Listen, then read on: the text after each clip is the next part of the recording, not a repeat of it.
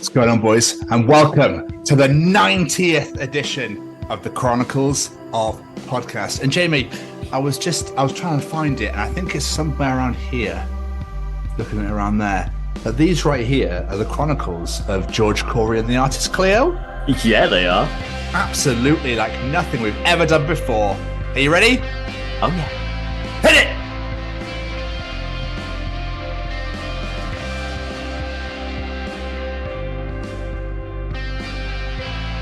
This is Ron Wasserman, the nut that wrote Go-Go Power Rangers. It's Boba Fett here. This is Molly Rennick from Living Dead Girl. Hello, everyone. I'm George Corey. I wrote the Presidential Conversations and Presidential Conversations for Kids. And we have been doing the podcast, The Social Contract, to bring the concepts and ideas. And we're going to talk about all of that today and how it connects to us. And we're going to do that with Tom and Jamie and the Chronicles of Podcast. Your skin is wet. We're going to Boogie Lounge. Everybody, come on! One lot's famous for telling visitors to fuck off, and the other one's famous for singing Beyonce.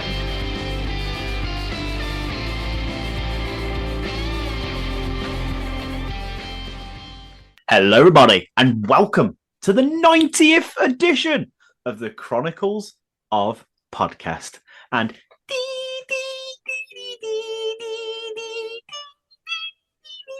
these are the Chronicles of George Corey and the Artist Cleo. It is I, the bearded brummy Jamie, and joining me, as always, is this handsome fella right here. It's the Scotsman Tom. What's going on, guys? What's going on? How are you, Jay? You okay? You well? I'm good. You're buckled in, you're strapped in, ready to go for the 90th edition? Strapped on. Double seatbelt? Double seatbelt. Jeez, I mean, you are serious about this one this week. Oh, yeah. Well, this isn't like anything I've ever done before. I've got to be safe and prepared. This is very true, but let me start off with story time with Tom. Oh, yes. We've got a story, okay? This was from lockdown, but made me be like, I'm sorry, is this a genuine article? And it was. And It happened right here in the UK. 5 parrots are separated at British Zoo after encouraging each other to curse profusely at guests. I don't know what it is with us and our bird story. Well, yours was a cow, but I've had 2 bird stories. This is my second bird story. In space. Yeah. A British wildlife sanctuary has been forced to separate 5 parrots who wouldn't stop swearing at visitors. Keepers say the birds encourage each other to keep cursing and had to be moved from the main outdoor. Sorry, I've lost my place. Outdoor aviary. Oh, yeah. Billy, Eric, Tyson. I mean, if you call it Tyson, I automatically. Jade and Elsie were removed from view this week. The press reports they recently joined the Lincolnshire Wildlife Centre's colony of 200 African grey parrots in August and were put in quarantine together and quickly overwhelmed the staff with their naughty language. We're quite used to parrots swearing, but we've never had 5 at the same time, the centre's chief executive, Steve Nichols, told the press. But most parrots climb up outside, but for some reason, these 5 relish it. According to Nichols, none of the zoo's visitors complained about the parrots, and most found them highly amusing. When a parrot tells you to fuck off, it amuses people very highly, he said. It's brought a big smile to a really hard year. Still, keepers thought it would be best to keep them away from children so not to ruffle any feathers. See what they did there? Yes, good. They were separated and moved to various different areas of the wildlife centre so they are unable to provoke each other. Nichols told BBC News that the parrots swear to trigger a reaction or a response, so seeing people shocked or laughing only encourages the birds to curse more. With the 5, one would swear, another would laugh, and that would carry on, he said. I'm hoping they learn different words within colonies, Nichols added, but if they teach others bad language, and I end up with 250 swearing birds, I don't know what we'll do. The swearing parrots are not the Wildlife Centre's only famous birds. Last month, a parrot at the zoo named Chico went viral for singing Beyonce's If I Were a Boy. Talk about 2 opposite ends of the spectrum. One lot's famous for telling visitors to fuck off, and the other one's famous for singing Beyonce. So weird, isn't it? And just the fact their idea was, let's separate them like they're naughty school kids at the back of the class. I'd like if one like Tyson gets put in and all of a sudden he hears, "If I were a boy." Like, no! Shit! Shit! I do love the idea of all 5 of them teaching the rest of the birds to swear, though. So literally, there's nowhere safe in that zoo now. How clever! How clever is that, though? That the birds were teaching each other and like egging each other on, sort of thing. Like, go on, I dare you, go on. Like, absolutely amazing. I want to know which was the one that knew it all first, because one of them must have learnt those swear words first. I bet it's Tyson. The son about his Tyson. Do you reckon? I got a feeling it's Tyson. It's got to be. Just something in the name makes me think it's Tyson. I thought that was incredible. I thought that's going right at the start of the show. Right at the start of the show. Oh, I love that. It's amazing. You saw something that really amused you on the internet this week, and so did I. I had, you know how Family Guy have those moments of like weirdly placed commercials as part of the joke of the show? It happened in real life thanks to Facebook, and it really made me laugh. Obviously, we spoke last week that I went to go see Kiss for the final ever UK show. Birmingham show. And they put a post up on Facebook saying, "Love what you do and you'll never work a day in your life. Birmingham, we will never forget you." There was a comment on this post from the Shower Curtain Emporium. Yes.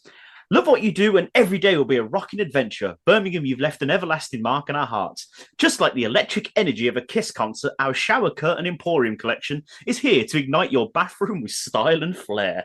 I was like, what a random ass place to put a fucking advert. So as we bid farewell to an epic night, let Shower Curtain Emporium remind you that the memories you make will never be forgotten, just like Kiss.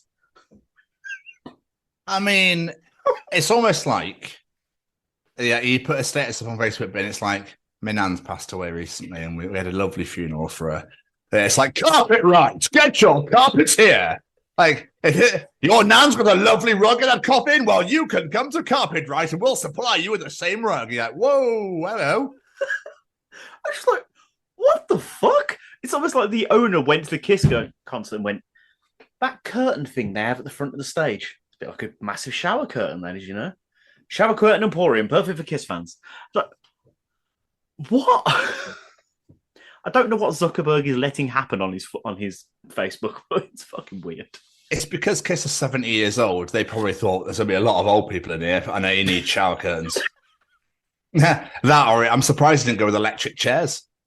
That. The Paul Stanley stair lift.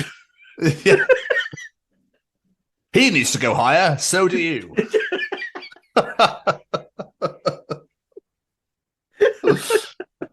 Can't get as high as Paul. We've got you covered. Stairlift United, sponsored by Kiss. It's just massive lips that just sit on your ass. It's like kissing your ass. Honestly, I'm not surprised. I'm surprised it's not already a thing. That's a very good point, actually, because Really they endorse wouldn't everything. surprise me. Yeah. I mean, it wouldn't be surprised if they endorsed this shower head emporium, whatever, shower curtain emporium. It wouldn't surprise me in the slightest. Jamie, I've got a question for you. Yes, sir. Do you think slugs are just divorced snails? She took the fucking house and everything. Michelle took the house. I got nothing left. Hey, Michelle took the house for that. That was good. That was good. I can't believe it. Like she took it and everything. I got nowhere to sleep. People keep weirdly covering me in salt. It's really keep me warm. It just kills me. For some reason, I explode. I don't know why. You ever done that? I've never done that myself. No, but I imagine for some reason, like slugs are obviously weird things, but they do look like snails without shells. But hence the joke. But it's kind of, I don't know, they're just weird, aren't they? Yeah, they're very odd. And I remember when I first learned that they're not actually snails without a shell, it blew my tiny fucking mind as a child. They're just really weird. They've got to be a descendant in some way. They've got to be related in some way. But they're just odd things. Like they literally, what are you fucking looking at? Like the speed of a sloth. And yeah, I don't know. No, I've never tried to put salt on a slug. I just look at it and go, why? And why are you leaving jizz everywhere? It's the fact they move so slow. I think is why I feel so sorry for snails and slugs as well. It's like people always go, "Oh, let's pick them up, move them out of the way," so no one stands on them. I'm like, at least move them in the direction they were clearly heading. Because if you put them backwards, those poor sons of bitches, I'd be livid. Oh, you're going to carry that so lovely. No, Colin, help. Like, oh, this took me 5 years to fucking get to that path. Fuck's sake, and I've got to do it again. Are you fucking joking me? Like, Colin's going to be halfway home already. I'm not going to see him for another 10 years. I bet when you pick up and move into the direction they're going, they're like, wee! Fucking loving life. I wonder, like, because obviously, I wonder if they're little tiny, I don't know if they have penises. Must be underneath. So when they're obviously rubbing it across the floor the entire time, just jizzing everywhere. That just sounds painful. Dragging your cock across the floor. Nah, tell me, right? Tell me. And finally, one thing I want to bring up is I was wearing my Sophie Lancaster t-shirt today with the one with Weirdo Moshe Freak across it, yeah? And I was walking through Cheltenham earlier today, and this guy comes up and goes, "Nice shirt, mate." Ha, ha, ha. And then turned to his mate and was like, "Have you seen it? You see, shit it." Really? And I was like, there we are then. There we are. You are the problem. Did you know that? And this proves why that shirt exists and why this fucking foundation exists. Yeah. I don't think she found it funny when that's what they called her when they killed her. Did you know that? Or no? Of course not. You ignorant shit. I was like, well, there we are then.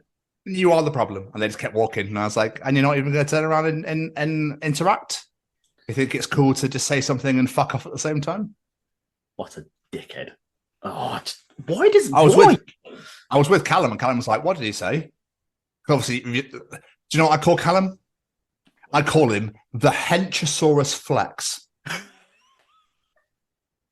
Because this boy is fucking massive. You thought he was huge last year, Jamie? Oh my fucking Christ. I saw a picture, and I think it was on Instagram early on an Instagram story, and I was like, you fucking tank of a human. What is going on here? Instagram does not do it justice. Does not do it justice. Like, he is massive. So when I gave him a hug, I was like, oh, Jesus. Like, I can't even get my arms around you. I'm tall. So, yeah. I bet he gives the best hugs, though. No, it's great. It's just great to see him. Just really great to see him.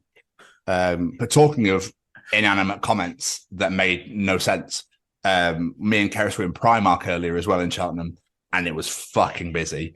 And we were trying to get out, but there were people in front that were like chatting and being slow, so I was trying to weave around. And the girl behind me with her, I think Dad, was like, I just want to get out this shop, like really loud. But obviously, he was just trying to the fact that she was walking behind us, and I was like, walk round then. Like, why'd you have to go on the walk round the clothes and you'd be out? Just because there's a path, you don't have to follow it. It's not a rule. No. Security's going to turn pat and no one can get back on that fucking path right now. Yeah. What do you need to do and look at walking through them clothes? No, I don't think so. But it just reminds me of people that like to make comments like actually physically talking to you themselves. So like they'll be like, "Absolute what a twatty ginger," but not actually looking at me. They just like do it out loud, and people are like, "Hi," and I think they're hard as fuck, and I really hate that shit. Cowards. So cowards, grow up, friend. Cowards. Grow up. Yeah, yes. Grow up. So, how are you, my friend? Anyway, you well? You're going to be shocked by this answer. I am knackered. I'm absolutely knackered. Is it from all that sword wielding? It was fun wielding a sword. Yes, but yes, very exhausting. Sealed wielding. Let me try that one again. You got seal on the brain again, haven't you? Oh, I have. Kiss from a rose on the brain.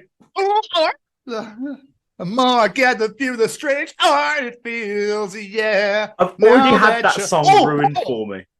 I've already had that song ruined for me. Do not ruin it for me even further. How have you already had it ruined for you? Because a friend of mine, Graham, we were listening to it once, and he went, what was it? He's been kissed on the nose by a gay, and that is all I fucking hear now. Every single time I hear it, it's kissed on the nose by a gay. Ooh. So God damn you, Graham. But yeah, you got seal on the brain. Yes, so you were sword wielding. I was sword welding. Yeah? I'm sorry, Seal. I'm sorry, all right? But we've got to that stage in life now where I need to weld you to the seal. If you're going to take a name like that, then you have to be a part of the colony. Okay? You're just not sealy enough. You have to live in the sea, and I'm going to feed you, not sea, because you're going to live in SeaWorld here, and I'm going to feed you fish, okay? Is that all right with you, Seal, yeah? Not really. I've been kissed by a rose. I don't give a shit. You are going to be... How do plants kiss anyway? How do flowers kiss you? Please explain to me how this rose that you apparently have been making out with. I mean, I don't know. It's not like it's got two lips. Hey, are you into plantiality? Is that what it is? Into flower. No, it doesn't work. Never mind. That joke was funny, Sia, but I ruined it. So I was trying to make a joke about you being into plantiality, and I tried to say flower reality, but it doesn't work because it sounds like flower reality, so it's not funny. I know. What an absolute bellend I am, eh? Sorry, right, Seal. I think I'll let you go now because I've just ruined this joke completely and I've gone on for too long. Yeah. It's a little crazy, isn't it? But we'll never survive. Hey. I was starting to get a little bit worried about you. You were saying, sorry, you were sword wielding, yes? Oh, yeah, that's where we were. Yeah, I had a very busy day yesterday. Yeah, it was absolutely. And then today, just re-putting the house together after having the kids stay. So yeah, I'm just knackered now. Your sister put up an absolutely fantastic photo earlier that I noticed. Not that one. Oh, which one? The one where there's all of you together, but you're like... Yeah, I saw that. I was like, why? Of all the pictures he chose that one. Oh, Jamie looks fucking bored. I look like falling asleep or I'm stoned or a mix of the two. Brilliant. I don't know. Absolutely brilliant. Absolutely dreadful photo. Did you have to wear... So let's okay. I know we'll probably talk about. Let's crowd. We'll get some content. What exactly were you sword wielding for, Jamie? Basically, my mum and her partner Tony yesterday they got hand fasted, which is, for those unaware, it's basically a pagan wedding. It's the best way to word it, really. So we went to a place called Moseley Bog. It's not as disgusting as it sounds, and there's a absolutely beautiful, massive oak tree. And we all went there, stood in a big circle, because it's what I don't understand it all. I'm going to sound really ignorant. I don't really understand it. This is my mum and Tony's thing. I just embrace it. You do you. It makes no sense to me. Me and my sister was looking at each other, was like, do you actually understand any of this? We're like, I ain't got a fucking clue. So we're there for mum. Yeah, we're there for mum. But I was a sword bearer. She was a ring bearer. And basically had to walk around the big circle. And then after the high priest does his thing, I had to hand him the sword. And then Rhiannon had to put the ring on the sword. And then my mum and Tony hold each part of the ring. And then they had their hands bind. That's a bitty fucking big ring to go on the sword. Oh, it was. It was a big fucking ring. It was like a big metal ring. It it's like not for faintness. No. I was going to say, I was like, where's that going? Well, it went on my foot at one point. It fucking hurt. So it's a big, beefy ring. But it's all symbolic. So it's like the sword is the symbol breaking through all the things like troubles and fights they've had in the past before they met and got together and bonded together. And then there's the ring, because it's obviously the same reason as a wedding ring. So it binds them together. And then they had the hands tied together with this rope stuff, and each colour on the rope represented a different thing. And he put the red one, and he's like, red for lust. And I've just looked at my sister and went, ew. And yeah, it was a really nice ceremony. I didn't understand half of it, but it was really, really nice. And it's just nice to see my mom happy. So that's all that really matters at the end of the day. So you were the sword bearer. I was a sword bearer. Rhiannon was the ring bearer. Yes. Does that mean Becky was pall bearer? Oh yeah. No, Tony's daughter was the horn bearer. Oh my days. Yeah. It's the only cock I could get. Sorry, is that all right? Like, it's pretty juicy. Is this penis big enough, or not that horn? So sorry. Wrong horn. Sorry, Dad. I've let you down. Because they had to do like stuff with mead and drinking mead, and then it all got mixed together, and then it got put in the horns, and then they had to do like, I can't do it myself. You know, when you tie arms. And drink someone. I don't know. Then Valhalla open and fucking Thor appeared and was just like, I bless this holy union. Pretty much, yeah. There was lightning and everything. It was fucking epic. The Bifrost just opened up. I put the sword in the sky and opened it all up. It was great. I have the power come out your mouth. And I really want. I did say to my mom, "Can I run off over there and do Thundercats and He-Man impressions?" She was like, "I'd like to let you, but it's not my sword." And another thing, Jamie, you probably need to grow up. No, I don't. No. There's only so many times in life you get the opportunity to wield a sword and do stupid shit. That was one of them, and I didn't get to. Crazy. But when you're all holding hands around a tree, did you all have to hold onto handkerchiefs and then dance around? Was that Morris? It's not Morris dancing. Debbie, Tony, if you are listening to this, I doubt it, but if you are listening to this, I'm only joking. I'm just having a little giggle and a little bit of a jive at Jamie's expense because I just enjoy it. Because if you dish it, you take it at the same time, you know what I mean? So, it's all fun and games. And I congratulate you, and I hope it was an absolutely amazingly incredible day and all that sort of malarkey. I don't get pagan stuff. It's not my thing, so I can't comment or make any judgments or anything. So I'm glad that it was a wonderful day for you both. And the weather obviously was, what was it, Jamie? It was superb. And the best thing was, because it was all these trees, it was lovely and in the shade. So we didn't have to die of heat while we were doing it all. So like, yes. Beautiful. I spilled water on myself. Sorry about that. Yeah, it was great. But no, it was a beautiful day, and I got to see loads of people I haven't seen in absolutely years. It was like my mom's friend's son. The last time I saw him, he was a baby pulling hair out of my head, and now he's 18 years old and he's taller than me. I was like, that is fucking weird. Yeah, I know it's weird how time works, but yeah, it's still weird. You know exactly where my brain was going. You knew exactly where my brain was going. I'm so proud of you. After 90 editions, I know you. Yeah, I can't help myself. I'm sorry. One of those is in the journal this week, and I'm really excited. But anyway, how are you, sir? How are you?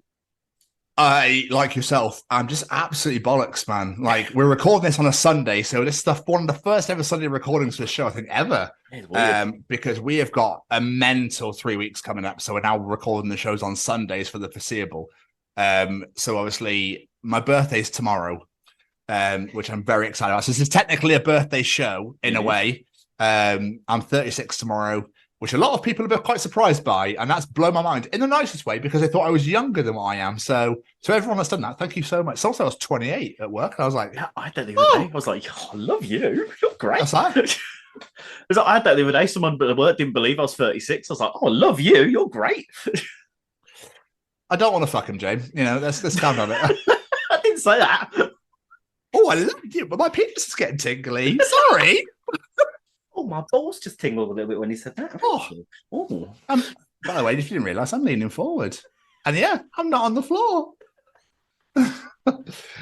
Anyway, sorry, George and clear where this is going.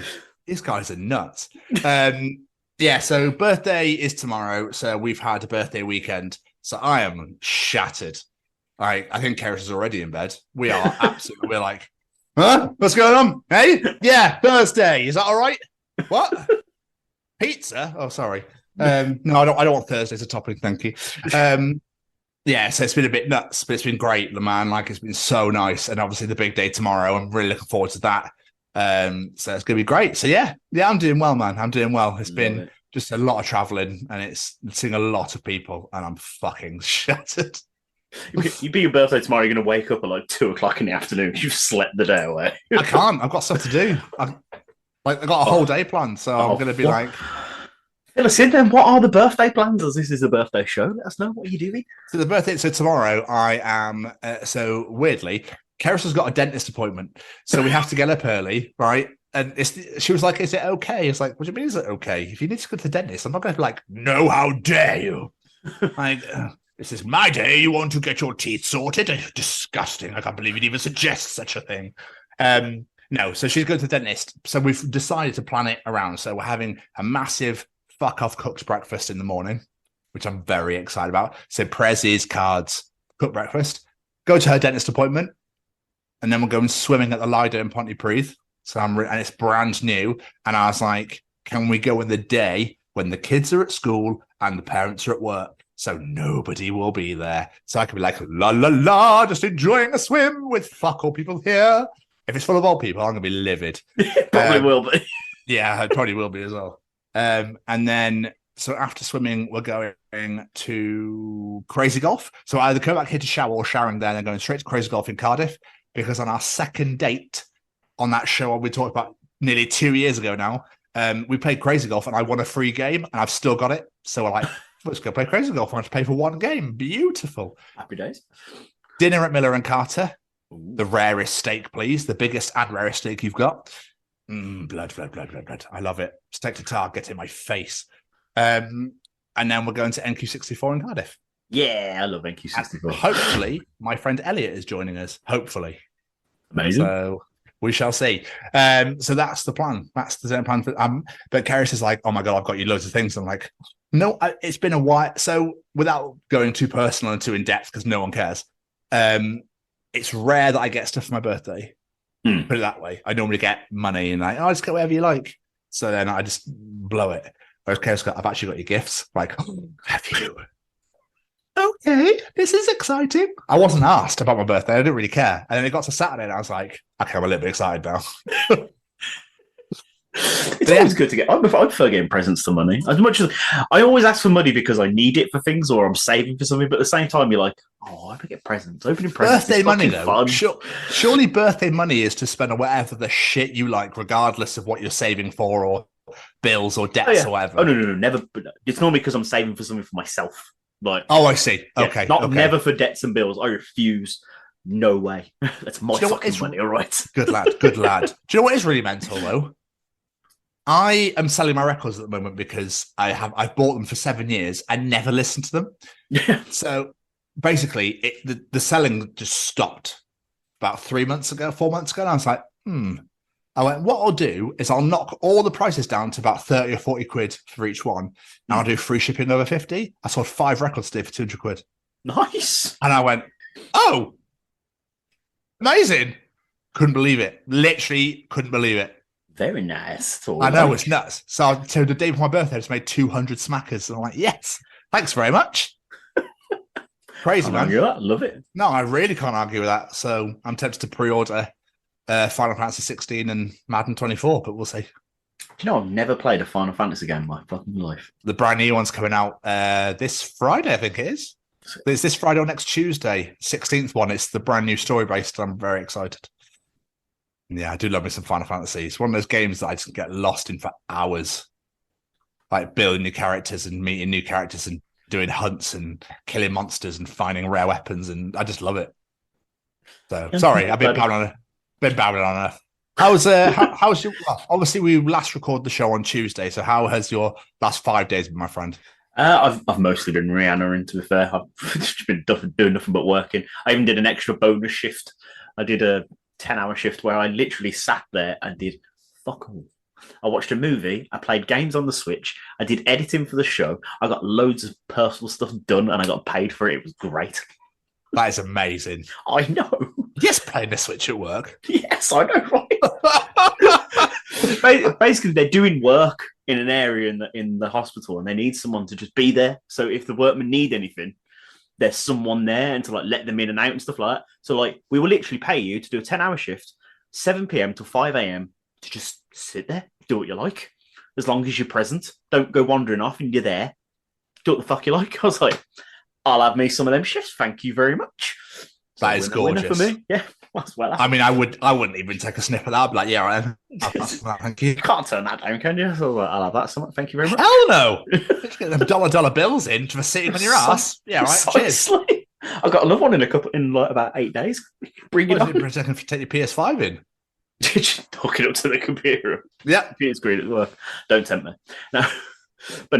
But speaking of playing the Switch is most of what I've been doing this week, apart from like editing and working. Like I've been playing Mario Odyssey. Like I very rarely take time out to play video games, but I was like, I've had Odyssey for absolutely ages. I love Mario games. Let's actually sit down and play it. And it's me. As soon as I started getting into it, I was like, okay, this game's amazing, and I'm not putting it down until I finished it. I was literally playing it up until I turned this off to come speak to you. I'm on the last boss level now, so come on, Bowser. Fucking do you in. Give me my princess back, you bastard. Again, because for some reason you just keep stealing her. Give up.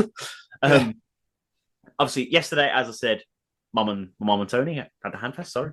Just going back to Mario really quickly. Do you reckon Peach just goes, "Hi Bowser, about 7 p.m. Yeah, I'll be there waiting for you." Mario, you kidnapped me again. She's blatantly having an affair with Bowser. This is just all a ruse. 100%. She wants that dragon cock. She loves a bit of dragon. Get it in me. Sorry, George. Sorry, Cleo. Sorry, Mario. The princess is in another castle. Getting bent over by Bowser. Fantasyality. someone's got to have that sort of kitsch. Oh yeah, I was or- gonna say that is like some fan fiction porn has been written about that. Guaranteed. If tentacles exist, I'm pretty sure that does. Yeah, without. Sorry, you were talking about your mum's hand fasting. Please continue. Yeah, let's go back to that. No, it's not. Obviously, I covered most of that earlier. Like literally, Mom and Tony got married yesterday, which was absolutely beautiful. It was a great day. It really was. I had so much fun. And it was just great having all the kids together. I very rarely get all four of the kids together. So I was like, can I please have a nice photo of all four of you? Because I don't think I have one since Olivia was a baby, because I never have all four of them together at the same time. So it was beautiful to have. And yeah, I've only really watched one film because while I was doing that night shift, I watched Spinning Gold, which is the Neil Bogart documentary movie. I was about to say, Neil Bogart was the owner of Casablanca Records, who signed Kiss. But he of course, it's Kiss related. Yeah, but there's lots of others. He signed like the Village People, Donna Summers, and Diane. Oh God, there's some more as well. It was great. I'd heard good things about it, so I thought I'd give it a watch. The historical inaccuracies when it came to Kiss were bothering the shit out of me. Like, because they started the first time we seen they're playing the song that wasn't on until like their fifth album. Was like, I'm going to ignore this. It's a film. It doesn't matter. It doesn't matter, Jamie. It doesn't matter. But no, it was good. It was a good film. I really enjoyed it. And yeah, that's pretty much all I've been up to. Because like I said, we only recorded 5 days ago. Not really had a lot of time to do anything. Yeah, our calendar has been a bit of a bitch, and we've got no choice but to. So, does this mean your mum has taken Tony's surname? They haven't done the legal side of it yet. There's been a few snags which we won't get into, but it's coming down the line. I imagine she will probably just change it anyway on like social media and things that she can. I think it's just the legal side of it they got to sort out. But no fair. As far as everyone's concerned, they're married. That's cool. No, it's fantastic. It's great news. I'm really happy for him. Like I said, it's brilliant. Debbie Gaskin. That's going to be weird to fucking say. That's going to take some getting used to. Debbie Gaskin. I've got an idea for you. What about Mum? Well, yeah, but that might work. I suppose I could just call her that. That works. When next time I see her, I'll be like, "Hello, Mrs. Gaskin. How are you?" I filled in the guest book yesterday. I was like, to Mom and Tony, or should I say, stepdad? Daddy. I can't finish that. No, carry on. I don't want to know where your mind's going. You're probably going to disturb me again. No, I think it's a bridge too far, Jamie. Should we say that? And I'll rate it in. Okay, fair enough. Please do. Anyway, what have you been up to, my friend? Well, like I said, so obviously Rihanna doing a lot of Rihanna. There's a lot of changes going on at the job at the moment, so it's making me a bit uneasy, shall we say. A lot of people have left, so it's just like, and a lot of people are moving departments, so it's all a bit weird at the moment. So I don't really know what's going on. I don't like it, Jamie. I don't like it. Ew. Yeah. So watch this space, I suppose. I then obviously had my birthday weekend. So Saturday we drove to my sister's house. So we went to like Morrison's and Tesco, got some like food and bits and cake and that sort of crap, the usual. And I went to my sister's house. It was absolutely baking, and she had the paddling pool out, and instantly I went, "Oh my God, I just want to dive into a pool." Hence, swimming tomorrow. That wasn't originally on the schedule. And then I was like, I just want to be in a body of water where I can move about and just not get out of it. And she went, "Well, there's a new pool open in Pontypridd." I was like, "Perfect, we'll go there then." So I stood in this paddling pool, obviously, it went up to my ankles. I was like, "This will be fine. This is fine for now." Chatting to my mum, and she was giving us a lot of praise for this show, which was quite nice. Yeah, it was really, really nice. It was very unexpected because I don't think she listens to it, but it was just, she's like, "I'm just really proud." She just brought out, "No, I was really proud of you, Jamie, for what you've done and what you've accomplished." So I was like, "Oh, thanks." That was nice. So we had a barbecue, and we just hung out. There's all my family, bar my sister, Emily, with all her kids. Everybody else was there. So it was quite nice. We stayed over, watched the Champions League final last night, enjoyed that. And then today, I was woken up at the depths of the morning by my bloody niece and nephew. No. And this is why I don't have children. My nephew was up at 6 a.m., I think. But because it was so hot in that house, we'd left the door open because we were dying. We were in my sister's bedroom, and my sister had gone in with my niece. And then at 7 a.m., my nephew had a mate sleep. At 7 a.m., he's like, "Hey, how'd you lock the door? How'd you lock it?" I was like, "Fuck me, dude. Like, come on, have some common sense. I know you're 11. Jesus Christ." And I just heard my niece go down the stairs at 7:20 being like, "I'm going downstairs at breakfast." I was like, "Fuck's sake." I was like, "Guess I'm awake then." Yeah. And then I heard my niece go, "Are Tommy and Keris awake yet?" Like, oh. They fucking are now. She wasn't. I bloody was. Keris sleeps for everything. Yeah. So go on. I was just going to say, kids don't give a fuck if you're asleep. If they're awake, you're awake. Yeah, it's bullshit. That's why I don't fucking have them or ever want them. So I met Paul for coffee. We picked him up at 10:30, went for coffee, went for a walk around Cheltenham. We then met Callum at 12:30, got a coffee again, but went walk around Pittville Park. It was lush, man. Just shooting the shit, chatting, having a whale of a time. And I was like, "Send me Treachings, please," which obviously he kindly has. And just talking about stuff, man, like Rugby World Cup and this show, weirdly. And his life and everything, things going on. It's just really, really nice. And then I went to Martin's house for the first time ever. I am the first person to visit his house. He's been there 2 years, and I'm not even living in Cheltenham. How does that work? Exactly. And then Joe Green met us there, so Green came over as well. We just like drank beer, ate loads of food, and just had a right old. It was so nice, man. It was so lush. I was glad I had to leave because Keris's mum took us out for dinner tonight, so we had to get back. And I was like, "Oh, I just want to stay a bit longer." Yeah. But couldn't. We had to go back. So I went out for dinner tonight with Keris's mum. She paid, bless her. So nice. Went to a pub in just outside Dufferin, which was lovely. And then here we are, sat here right now. So that's literally been the week. It's not been a lot. Watching wise, I watched Barbecue Showdown. Are you watching Barbecue Showdown? I haven't, no. We're on the season 2 finale. We're on the finale now. Keris totally called the final, so she's torn because it's her 2 favorites against each other. So she's like, "Oh, I don't know who I like." Mine got eliminated in the semi-final. I was gutted. Yeah, but it's her 2 favorites. The 2 she picked at the beginning, and like now against her, she's like, So we'll be getting down to watching that a bit later on. I've been watching BattleBots, which is obviously American Robot Wars. I'm still absolutely loving that. And obviously wrestling, we'll catch up with that as well. I completed Spider-Man Miles Morales on Friday. Incredible. Obviously it follows on from Spider-Man 1 and the sequence at the very, very end is delicious for Spider-Man 2. Oh my God, I'm excited when that comes out. I need to play Miles Morales. I haven't played it yet. Have you finished the first one? Yeah, Spider-Man. I finished. Okay, so you got to play Miles Morales next because then it opens it up for Spider-Man 2, which is out at the end of October. Oh, yeah, I need to play that. I was like, no way, this is sick. I've got so many games to play, it's ridiculous. It is nuts. It is actually nuts. Because I downloaded the new Oddworld. Do you remember Abe on the PS1? Yeah. Abe's Oddworld was amazing. A brand new game called Soulstorm, which is out on PS5.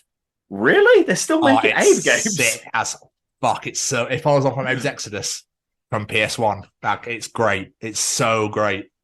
I'm playing that at the moment, and I'm playing Uncharted 4, but remastered.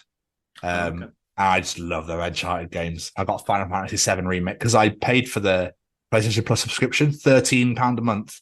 They could play shit tons of games. Oh, it's like, yeah. Xbox Plus. Similar, haven't they? Yeah. Yeah, Game Pass, yeah. Yeah. So, yeah. So I'm downloading Final Fantasy 7 Remake. Now finished Spider-Man. So, buzzing, boys. Love it. Absolutely love it. So, yeah, that's been my week. And obviously, birthday tomorrow. And then off to Manchester for work. Well, I think we're all caught up, my friend. Go on, Braden. Can we hear from the old Stay Cozy man himself? Go on, then.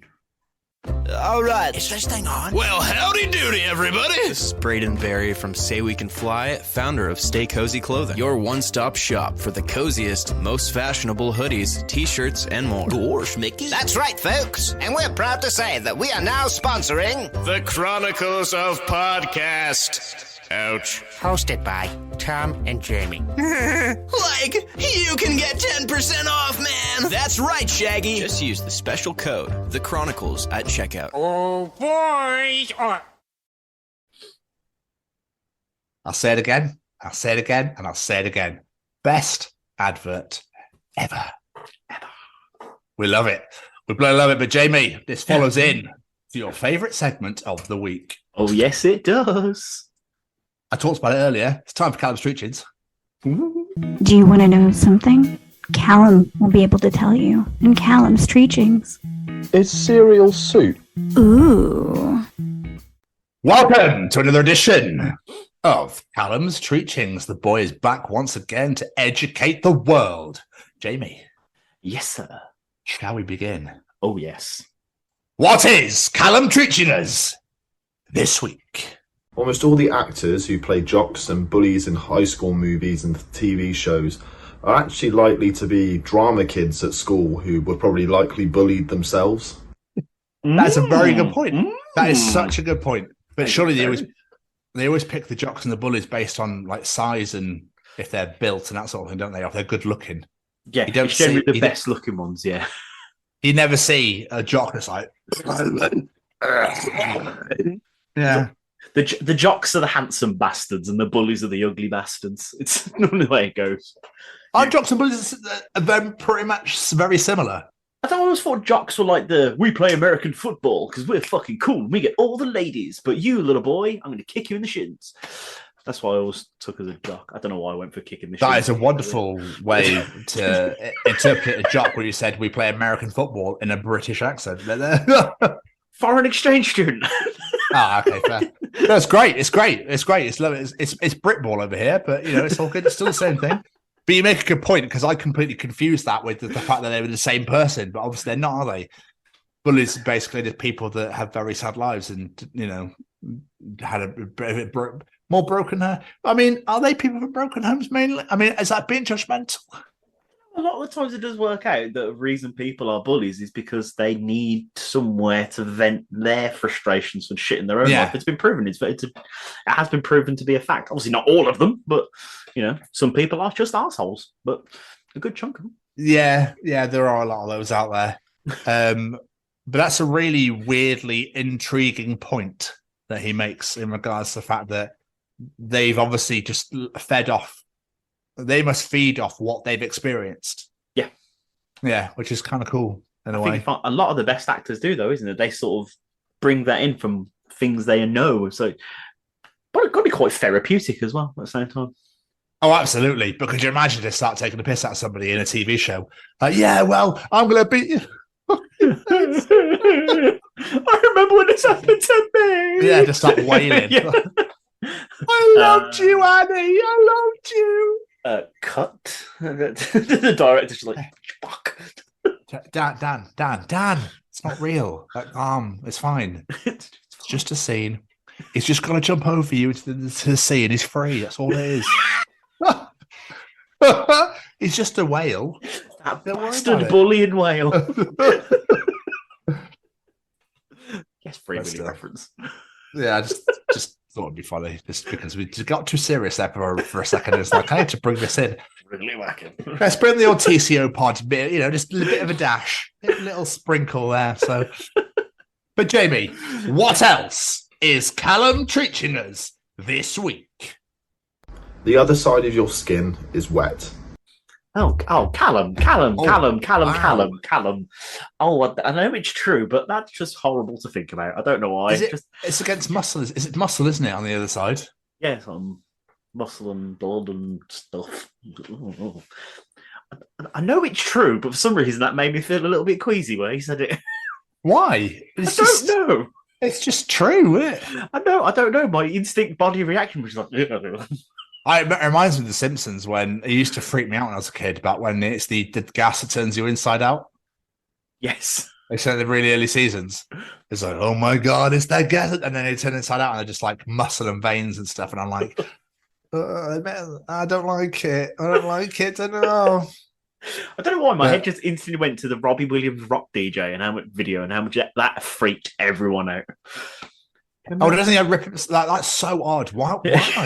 I don't know. It's Robbie. So I've got Robbie, come here. I've got a really good concept for this. We're gonna have a roller disco, okay? And you're gonna come out and be a topless wanker. Yeah, perfect, absolutely. Just start shaking your hips for absolutely no reason, Robbie. Okay, lovely. And then basically, what's going to happen is you're going to come down to your spandex. Okay, you're going to have literally your tighty whities. We'll make them leopard print. We'll make it a thong. Fuck it. So you're going to have a leopard print thong on, right? And then what's going to happen is you're going to tear yourself to shreds. Are you, Mike? Are you all right? What do you mean? You're gonna fucking rip your skin off, mate. You're gonna literally rip yourself apart. All right. Oh, I'm not hearing another word about it. Because I'm feeling hungry. I mean, would it be special effects? No. What's the thing you'll ever do, Robbie? What do you think we'll be fucking doing special effects, eh? What year is this? It's year 2000, mate. Are you for real? AI hasn't happened yet. We haven't got CGI. Maybe wait 20 years. That's what you want. I'm not a cannibal, I promise. It's a really weird concept, isn't it? Having a massive party, just shaking your stuff, getting naked, and then you get too naked. Yeah, just a little bit. I think he took all that off and was just a skeleton at the end of it, if memory serves. I didn't get that far. To be honest with you, I've never seen it. What, really? I've just watched I've seen the normal video, but I've never seen that. So yeah, I really they censored it, didn't they? You had to go somewhere to watch the full length version. Yeah, back in them days. And YouTube wasn't a thing. You had to scour the dark web. Put it on LimeWire or something. Rock DJ uncensored, perfect, and it was just porn. You're like, God damn it, or a virus. Yeah, or both. Slipknot times Linkin Park times Metallica times Parkway Drive, who aren't even around yet, times Papa Roach times Limp Bizkit. Do a song called Hero. Oh, that sounds amazing. Oh, that's definitely not that song. And now my computer has AIDS. God damn it. Error. It's like completely melts and that's it. Your computer's going like, cool, never mind. There we are. Well, I was enjoying that. Oh. And finally, Jamie, finally, what is Callum teaching us this week? Camping didn't exist until humans created non-camping. What? I know what he's getting at. I just love the way he worded it. It was great until they created non-camping. Not they built houses or something. Houses. Okay. I mean, did it not? Tents were around. Yeah, but I think what he's saying though is once everyone's living in a house, they're not sleeping outside anymore. So that's now something to go do. It's not norm. I wonder who basically got a house and went, God, you know what? I just really miss a tiny 4x4 tent. I really want to get back in a tent. Whoever they are, they're a fucking weirdo. Yeah, mind you, I loved our TP at Bloodstock last year, but it was a heavy fucker, but my God, it was worth it. Apart from how bloody hot it was every morning. But I don't understand, camping's not for me. I'm not a massive fan of it when you go to a campsite and you just pitch up and you just have to take your shoes off before you walk in. What if it fucks it down? And if it's raining so much, it just floods everywhere. You're like, what is the point? This is miserable. You just sit in the tent and it's raining outside. We'll just sit in here until it dries over. I've got a perfectly lovely built house back in Cornwall. But do you know what? I want to sleep in this tent. Not. Oh, it's raining. Wonderful. Oh, that crab's trying to get in. Perfect. You know what? I might as well go home. But that's nuts. I wonder who is the first person to go, really, really just want to get back to the olden days. I guarantee it was a man in the mood of his wife. Guarantee. Yeah, puts him out in the garden. Do you know what? I need some sort of shelter out here. I'll just build. And thus, the tent was born. Yeah. But obviously, festivals, it's perfect. Oh, yeah. If you can get a space. Good old downward reference. There, was it?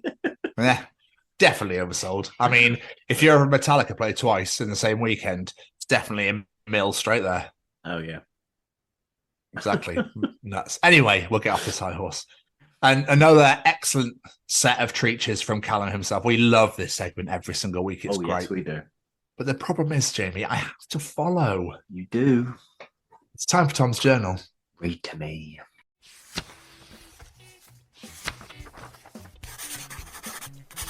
And welcome to another edition of Tom's Journal. Welcome to another edition of Tom's Journal. This is an absolute beaut, I can tell you. I'm excited to get these ones in your face. Jamie, this dude just got served. Are you ready for this? Okay. Hi, Mike. I've been so horny since I met you.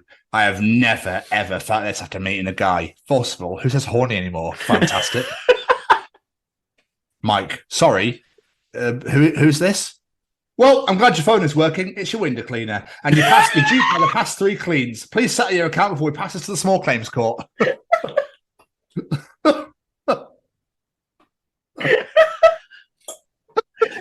Whoever owns that window cleaning company. Legend, yeah. Bravo. Bravo. That's a self-employed. Stop skipping out, you bastards. Somebody then put, why is this not a thing? I don't have kids, so I want to take my dog to the zoo. Why shouldn't he get to see an elephant?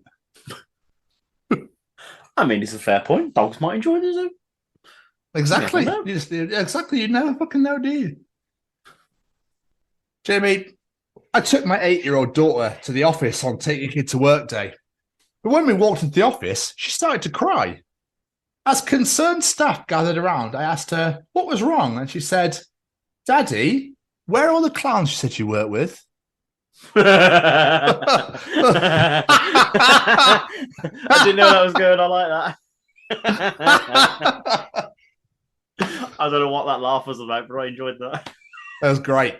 This one's a personal favourite. This one's even better. Oh, Jesus Christ. I accidentally said big instead of grande while ordering coffee at Starbucks. They took me behind the store and shot me in the leg.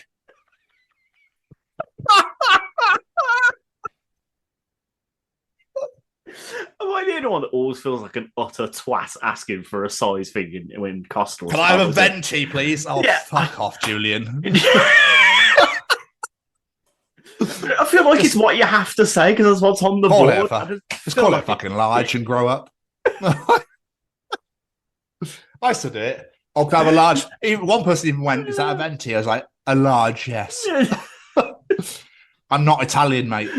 So don't stop thinking you are. Just like I might walk in there and be like, Julian.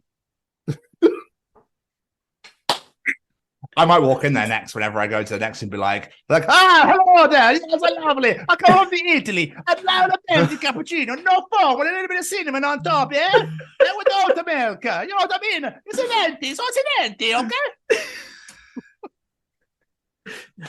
Like, I swear you were in here yesterday and you didn't sound like that. Yeah. Hang on a second. He was. Why have you got the Italian accent on for? Well, you're British Italian, I'm speaking Italian, okay? Do you know what, right?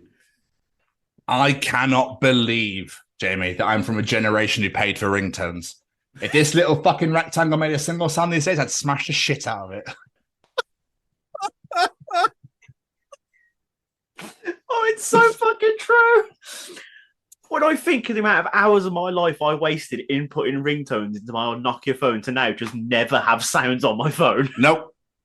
Never. The only sound my phone makes is an alarm, and that's it. Do you know what, Jane, right? Good. And bloody well should think so as well. Did you almost fall over then? I almost knocked my headphones out of my head. Oh. One thing about adulthood that I was not prepared for, Jane, was for how many cardboard boxes I had to break down and throw away all the time. Fucking garage full of them straight to the tip. It's from recycling. That's what I do. Yeah, but they're like big boxes from IKEA when we did Olivia's bedroom. Just rip them apart. That's the plan. So, you remember at the start earlier when I'm a bit of a sarcastic and to the point prick? Oh, yeah. So this is the journal entry I was talking about. Okay. Are you at work tonight? I'm off today and I'm off tomorrow. Do you Fancy going to see Spider-Man later? What, like in the theatre? No, Jerry. We're going to walk around the streets of New York and hope to catch him on a rooftop.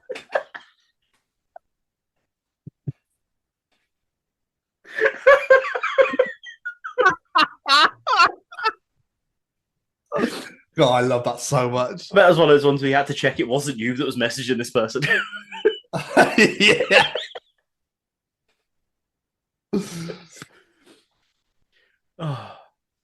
At this point, every round mammal is a hamster to me. Coconut. I think we both have different definitions of what a mammal is, but I can't say I disagree with you. Has hair, gives milk.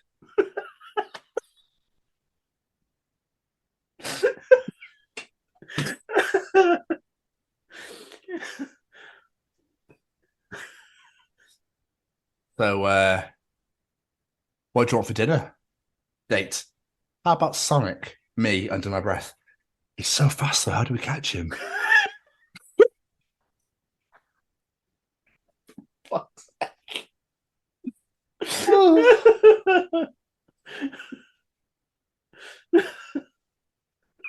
Hello. Good. It's a bloody episode and all. And finally, Jamie. My dad just offered a mechanic at a Lexus dealership my hand in marriage if he fixes his transmission by Friday. I really wish he would stop offering me as a collateral. He's got the opposite of Liam Neeson. I don't know who you are. I don't know what you want. If you fix Lexus transmissions, I can tell you. I don't have money, but what I do have is a very peculiar single daughter. Well, very peculiar. And that was another edition of Tom's Journal. That was a great journal. Great journal. Thank you, sir. Thank you, sir. Appreciate it. Thank you. Stop the applause. Stop the applause. But we've mentioned it. I think we should get down to it for what everybody is here for. Shall we bring in that piece of resistance? Bring it in. Welcome to the Chronicles of George Corey and the Artist Cleo. Hello, everyone. You're listening to the award-winning podcast, The Social Contract, now in its second season. I'm Tavia. I'm George. I'm Cleo. And I'm Maya. This is a conversation very different to any we have ever had before. Because, ladies and gents, this week we are talking American politics. George Corey and the Artist Cleo are authors. They have worked on the presidential conversations and the presidential conversations for kids, because it is important that not only adults understand what's going on in the world today, so do kids, because they will shape the future. Something we discuss in this. They are also the hosts of the award-winning Social Contract podcast, which you can check out wherever you get your podcast from right now. As I say, this is very different. I felt very out of my element going into this one, but I think this is a great conversation. This is absolutely amazing. No, it truly is. This is something, like you said, that we've never done before. We were approached by a company down in New York to speak to George and to the artist Cleo. George is the story writer and Cleo is the artist. Fun enough, it's in her name. So she designs all the pictures and whatnot in the books, Presidential Conversations and Presidential Conversations for Kids, which are available on Amazon right now. So please pick them up. And like Jamie said, obviously also have the Social Contract podcast. Award-winning, might I add.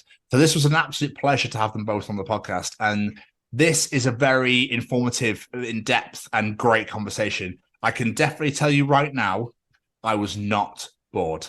No. Okay. No, not at all. It was fascinating. My face obviously gave off that, but I was literally just intrigued in listening to what they had to say. But Jamie! Yes, sir. Do you happen to have any final words at all? Just a massive thank you to our glorious guests this week. Ladies and gents, you're going to enjoy this one, and you will find out whether we think The Rock will be a good president or not. Absolutely. George and the Artist Cleo, thank you so much for taking time out of your very busy schedules to sit and chat to us. We absolutely loved it, and we're very excited for people to hear this and to release it. So, ladies and gentlemen, here we go. Ladies and gentlemen, interviewing this week, it's George Corey and the Artist Cleo. In New York. You've heard of us? Are you real? Can as I start honestly, Tom and Jamie, we feel the same way. We really do. Because I don't know how much you know about us, but we're lawyers, and we've come late to the artistic world. And so the fact that the way I like to put it is that we've touched people's lives is remarkable. It really is. And it's like, I'm sure it's like, I'm not trying to equate what we've done to what you've accomplished, but it's really touching, that when I've met people and they said, do I know you? Did you write an op-ed to something obscure like the New Orleans Times-Picayune? We're like, yes, that was me. How the hell do you know that? And they're like, oh, I think I saw your podcast. It's like, what? I'm buying you a drink, Yeah, hell yeah. I love it. It's incredible.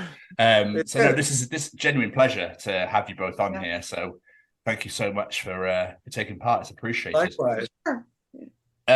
What we'll do is we'll get cracking. We'll get straight in, and then we can natter and chat away till the cows come home if they ever do. Perfect. I don't know why that's a phrase. All that's going to happen is Jamie's going to do a really, really lovely introduction where he's going to lure you in to a false sense of security. You're going to be like, guys, I quite feel quite safe here. This is lovely. Yes. And then we're going to absolutely bombard the living crap out of you with questions. How does that sound? Fantastic. Magnificent. Yes. Jamie. Wonderful intro. Ladies and gentlemen, today we bring you not one but two wonderful guests, and guests unlike we've ever had on the show before. This week's guests have joined forces to bring knowledge to the American public, young and old, about politics and the country's leadership, with books like Presidential Conversations and Presidential Conversations for Kids, and their award-winning podcast, The Social Contract. Ladies and gentlemen, put your hands together as we bring you the Chronicles of George Corey and the Artist Cleo. Thank you. Thank you for including us. Thank you for coming on. Oh, well, thank you. Graciously appreciated it. And like we said, massive shout out to begin with to Tatiana at Synergistic. Thank you so much for reaching out. Forgive my inquisitive nature as to make sure that we're all good and good to go here. So yeah, incredible. Guys, I suppose I should start off really with the most hard-hitting of all questions, which is, how was your pandemic season? I know it's kind of drifted away now, but yes. I mean, it's still every now and again someone's like positive again, for crying out loud. We're very safe, and everyone that we knew was safe. So we had no tragedies. One of Cynthia's colleagues was got hit very early, went to the hospital, was actually on a ventilator, but he was fine. He's fit as a fiddle now, but that was the closest thing. And for me personally, I know this has been a worldwide tragedy, but it's been the best 3 years of my life. I mean, it's not since law school that Cynthia and I, the artist Cleo and I, sat together at the same dining room table for 3 years, spending time together. And like where we know so many other couples who really spent their lives in different parts of the house or room, or got tired of their children and each other. It was fantastic. So to me, it was very special. I don't know what Cleo says, but I was ready to go back to work. No,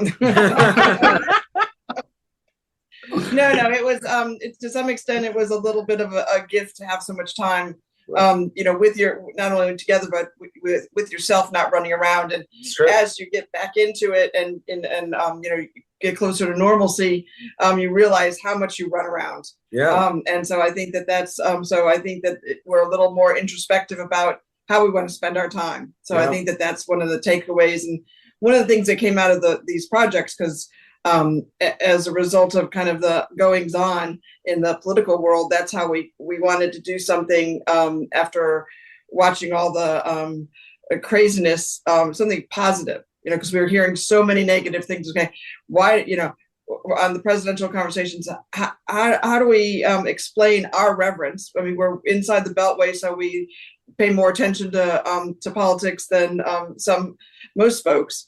But is how can we explain to our nieces and nephews, which there's 14, and I think if we're going second generation, going on to 15 or 16, pretty close.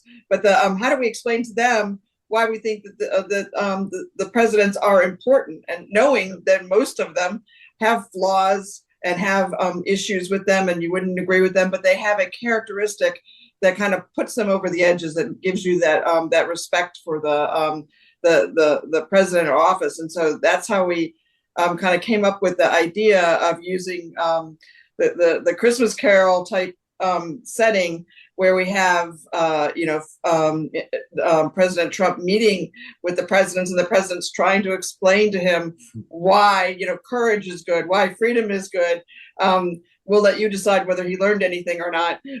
but it came together like that. And I have to say, we can't put together a Christmas tree, like those fake Christmas trees that you stick together because we both want to control the situation. But somehow we did this together. So it was one of those things where you really you come away from very satisfied with being able to do something like that with somebody who you've spent your life with. Amazing. We love hearing things like this, because obviously it was the worst time in our generation that we know of. It was horrible. So many people, so many bad things happened to so many people. But one of the things we love when we do this show is hearing people that said, you know what? For me, I got to do this. I got to chase my passions. I got to spend time with kids. Hearing those light come out of the darkness. It's beautiful to hear. Yes. Guys, take us back to the start for you. What did young Master Corey and little Miss Cleo want to be when they were growing up? Should we say ladies first? Cleo, was it always like art and law, or was it something completely different, like a ballerina? I don't know. Well, George always wanted to be president, but he can't because because he was a citizen. I'm an immigrant. But no, I think that I always enjoyed art, but it wasn't something that I focused on. I always focused on doing something that was more business oriented. So, but it's one of those things that keeps coming out at different times in my life. When I was in high school, I did a cartoon. Other times I've done different types of drawings for different organizations. So it's like one of those things that keeps popping out. And sometimes you don't take advantage of it because it's easier than other things. So it's like people say, well, you work hard and all that, and so you must love it. It's like, well, I'm not sure about that, but the art, I love it because it is something you make yourself, and it's just for you, and you can share it with others, but they can appreciate it. But really, you do it in a way for yourself. So I think I don't know. I don't think I ever wanted to be president. I thought about maybe a congressman or something, or a judge, maybe a judge. What about yourself? Well, thank you for asking. If the Artist Cleo. I really just wanted to be in business, and I think though it works very well with the work that we've done, because even as financial legal regulators, that's really what we've been. We're regulatory attorneys, financial regulatory attorneys. Now that sounds very exciting, but even then, our jobs beyond the technical parts have really been about connecting people together, managing egos, getting people to talk to each other, getting people to stay in the room, not so much the negotiation so much, but getting people to work together. And I think that sort of sincerity and empathy is what has given us careers with our clients. I mean, you can get technical expertise with the law or finance from a lot of different places.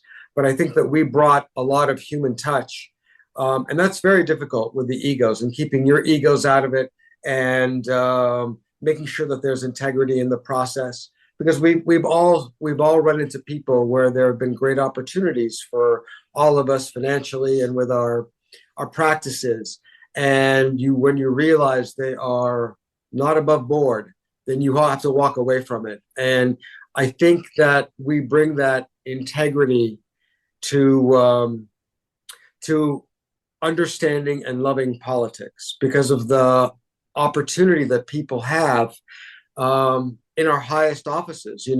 your prime minister, our president, your cabinet, our cabinet.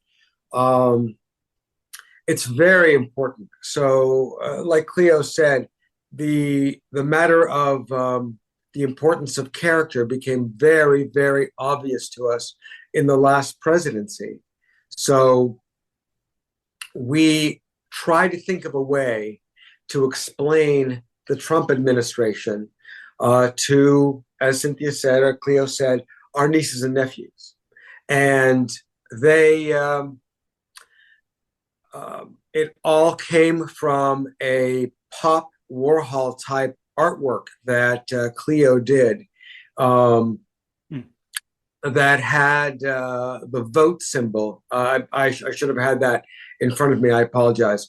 But it was something that she did during the 2015-2016 cycle. And it was, it just had vote the way the Obama O was, but it said vote, all in an O. And it was very Pop Warhol. And it inspired me. And when we thought, how do we explain this? And Cleo said, we had just crossed over Christmas. And in fact, we had been in London and had been to St. James and seen everything. So we were feeling very British winter. And we said, let's do Christmas Carol. And that was the mechanism for Trump meeting other presidents and trying to learn what was important and why character is important, and understanding that all we have together is the social contract, the Hobbesian social contract. But we wanted to make it very real and very person to person, that at the end of the day, as lawyers, we know that all the regulations, all the contracts, none of it really matters. Yes, you can get tripped up in litigation or dealing with the government, but that's not what it's about. It's a handshake. That's all civilization is a handshake deal. And we all depend on each other. Well, that's why there's not, you keep hearing there's no rules or there's no law on this, because this the way you're supposed to behave is basically, and I'll come back to social contract to us means, civility. Civility. And that's how it kind of grew from the initial book to the younger book, which was to get kids excited. Yes. Because I remember, learning about, I thought actually history was one of the coolest things. Yes. And explains so much. And you have to take into account that and I don't think there's enough time spent today in understanding that history or the civility or why the social contract is there. And just because you can do something doesn't mean you should do it. Right. And so that's how we came up with the name, The Social Contract, on the podcast. Right. But the podcast, George, what's really funny is that he asked some folks, it's like, well, should we try and get on podcast to talk about the books and stuff like that and promote them?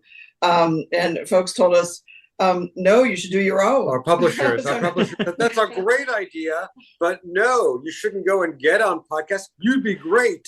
But no, we're going to do it ourselves. And but now we're on a podcast. But now we're on a podcast. Thank you so much. It's very exciting. I know. But the funny thing was, I'm 60, but I remember telling my mother, and she was like, "What are you going to talk about every day for an hour?" And so I mentioned that to the publishers, and they were like, "Oh, George, that's so funny. You're not going to talk at all. We're going to have a professional podcast. You're going to write the script. We're going to use your audiobook. You'll come on once a month to say hello." And I'm like, that's the right thing. I'm content. We let the professionals do it. And that was very funny. But it showed their faith in us to produce 2 professional years, 2 seasons of podcasts. That's just remarkable. There's so much stuff that's happened even since in between the books. We've done a number of different things, just short stories, best way to put it. But so, for example, we're still living here with the January 6th. Yes. And one of the things that we did was we put it in the light of the Capitol and how the Capitol, the building, felt on being attacked. as opposed to the people, and that you would attack something that stood for all the various democracy, free, everything you could think of. And why would somebody try and trash and so I did a picture for that, and the police here picked it up, and they put it on banners across the city in the various precincts, which had the picture that I did with how proud we were of them for supporting democracy and everything. So there's a bunch of other things, but things keep happening so fast. Yes. Like Ruth Bader Ginsburg, the Supreme Court justice who passed away, we did something for her, but it's given us a voice to talk to people and tell them, why we believe in a number of these things, which we wouldn't have had before. And to tell you the truth, I'm not sure who would have listened anyway, except maybe George might have listened to me. I don't know. I just okay. I was going to say the Capitol, the riots would. Yeah. It's one of those moments where you're like, is this actually happening right now? Is this a genuine thing that's going on? And yet the president at the time was just like, well, I had nothing to do. There's nothing to do. No, exactly. If you think back, I just remember being just stunned. And it was such a weird thing because you had these, you had terrible things going on. And then you did have some people going through carrying, pieces of furniture and stuff around. And the oddest thing, they were doing it within the velvet ropes that you're supposed to be on a tour.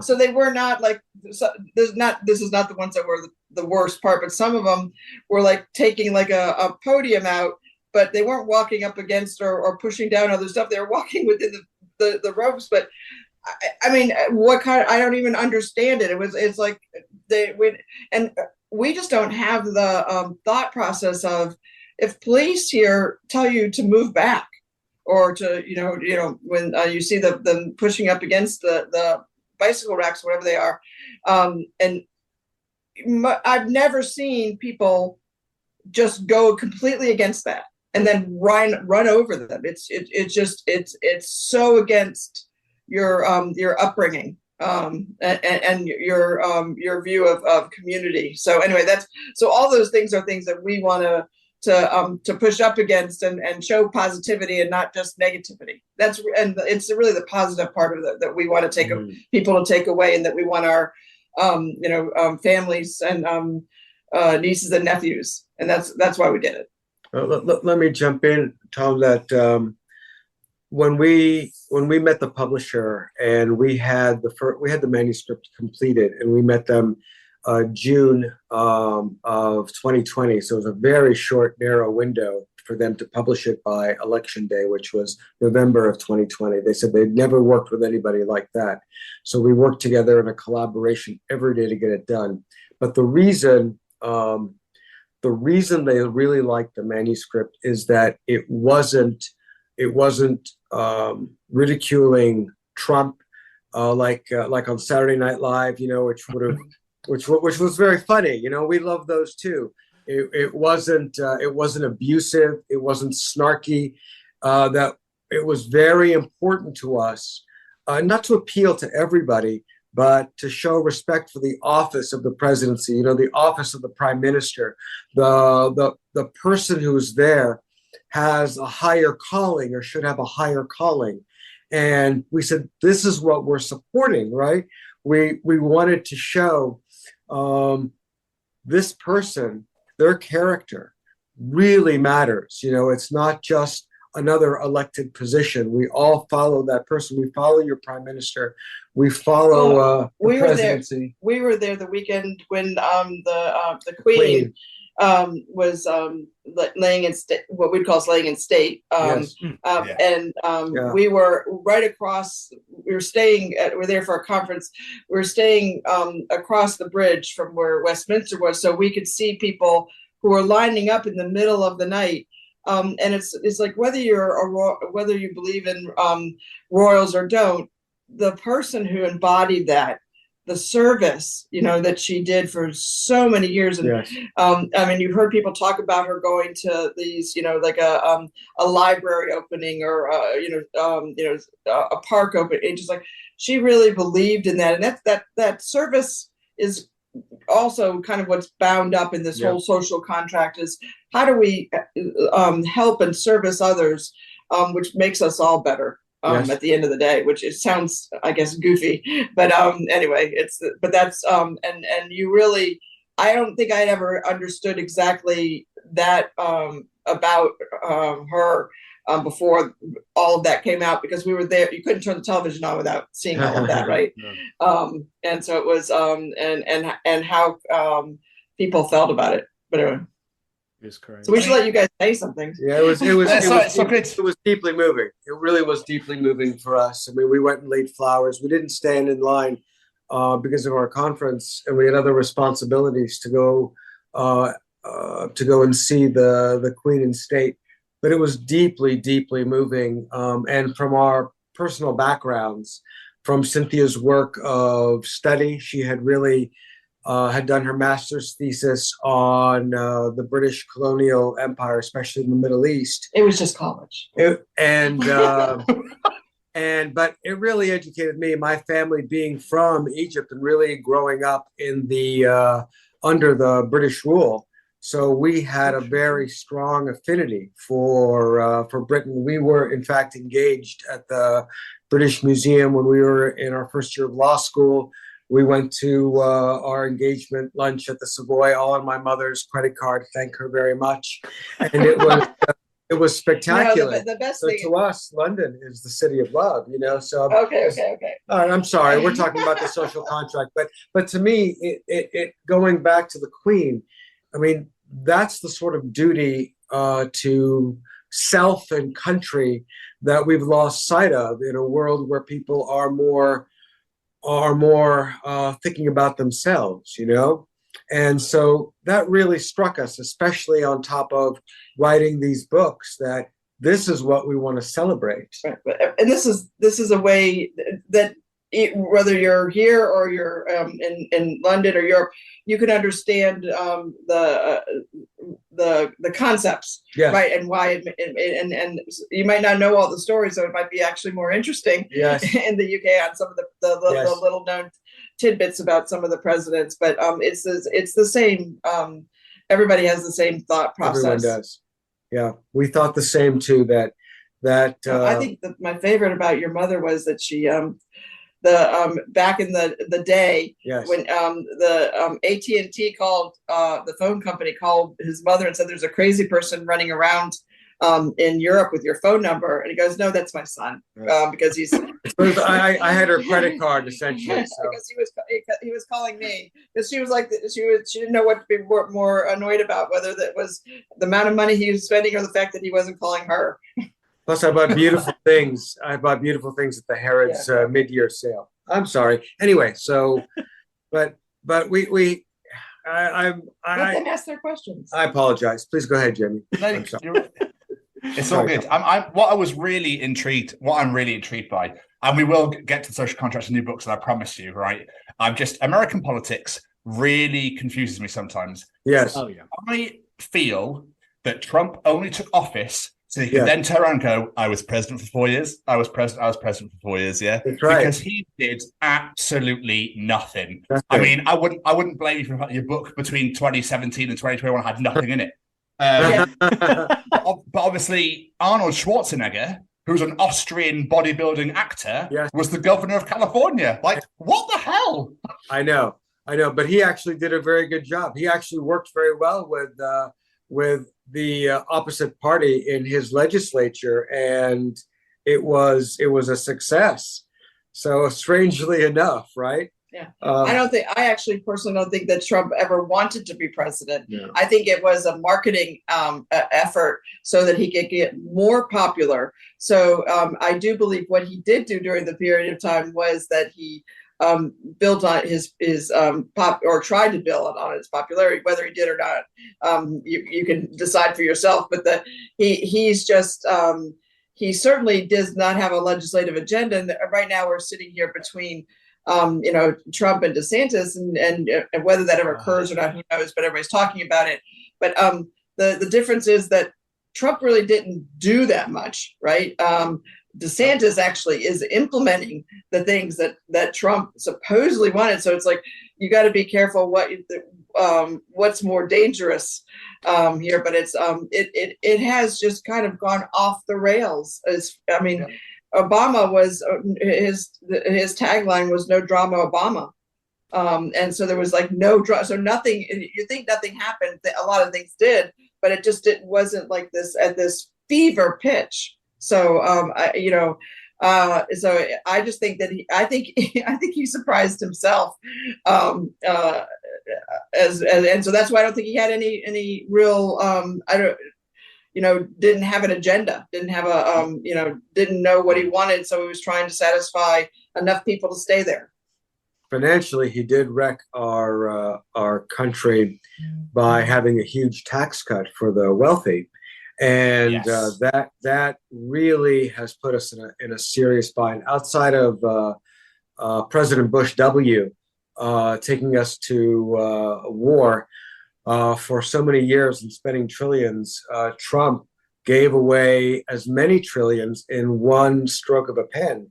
And that's really put the U.S. in a serious position. And people say, well, we can print money. It's not a problem. We'll just borrow the future. But it's a very serious matter, And to put us where we are today, we're sitting here, and God forbid that we don't go over the cliff with this debt ceiling, which is, I think that the whole world's is this full faith and credit and the strength, and there's nothing in the economy that would require this. No. That would make us be at this precipice that we can't do it, and that's even more disgusting because we're putting ourselves we put ourselves through all of this. This is all self-generated, which doesn't make a lot of sense.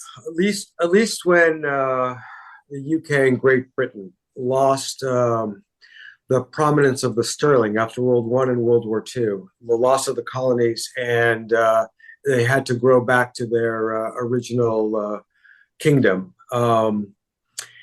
At least in that case, it wasn't self-inflicted. All the malaise in the 70s, everything that happened was because Great Britain took it upon itself.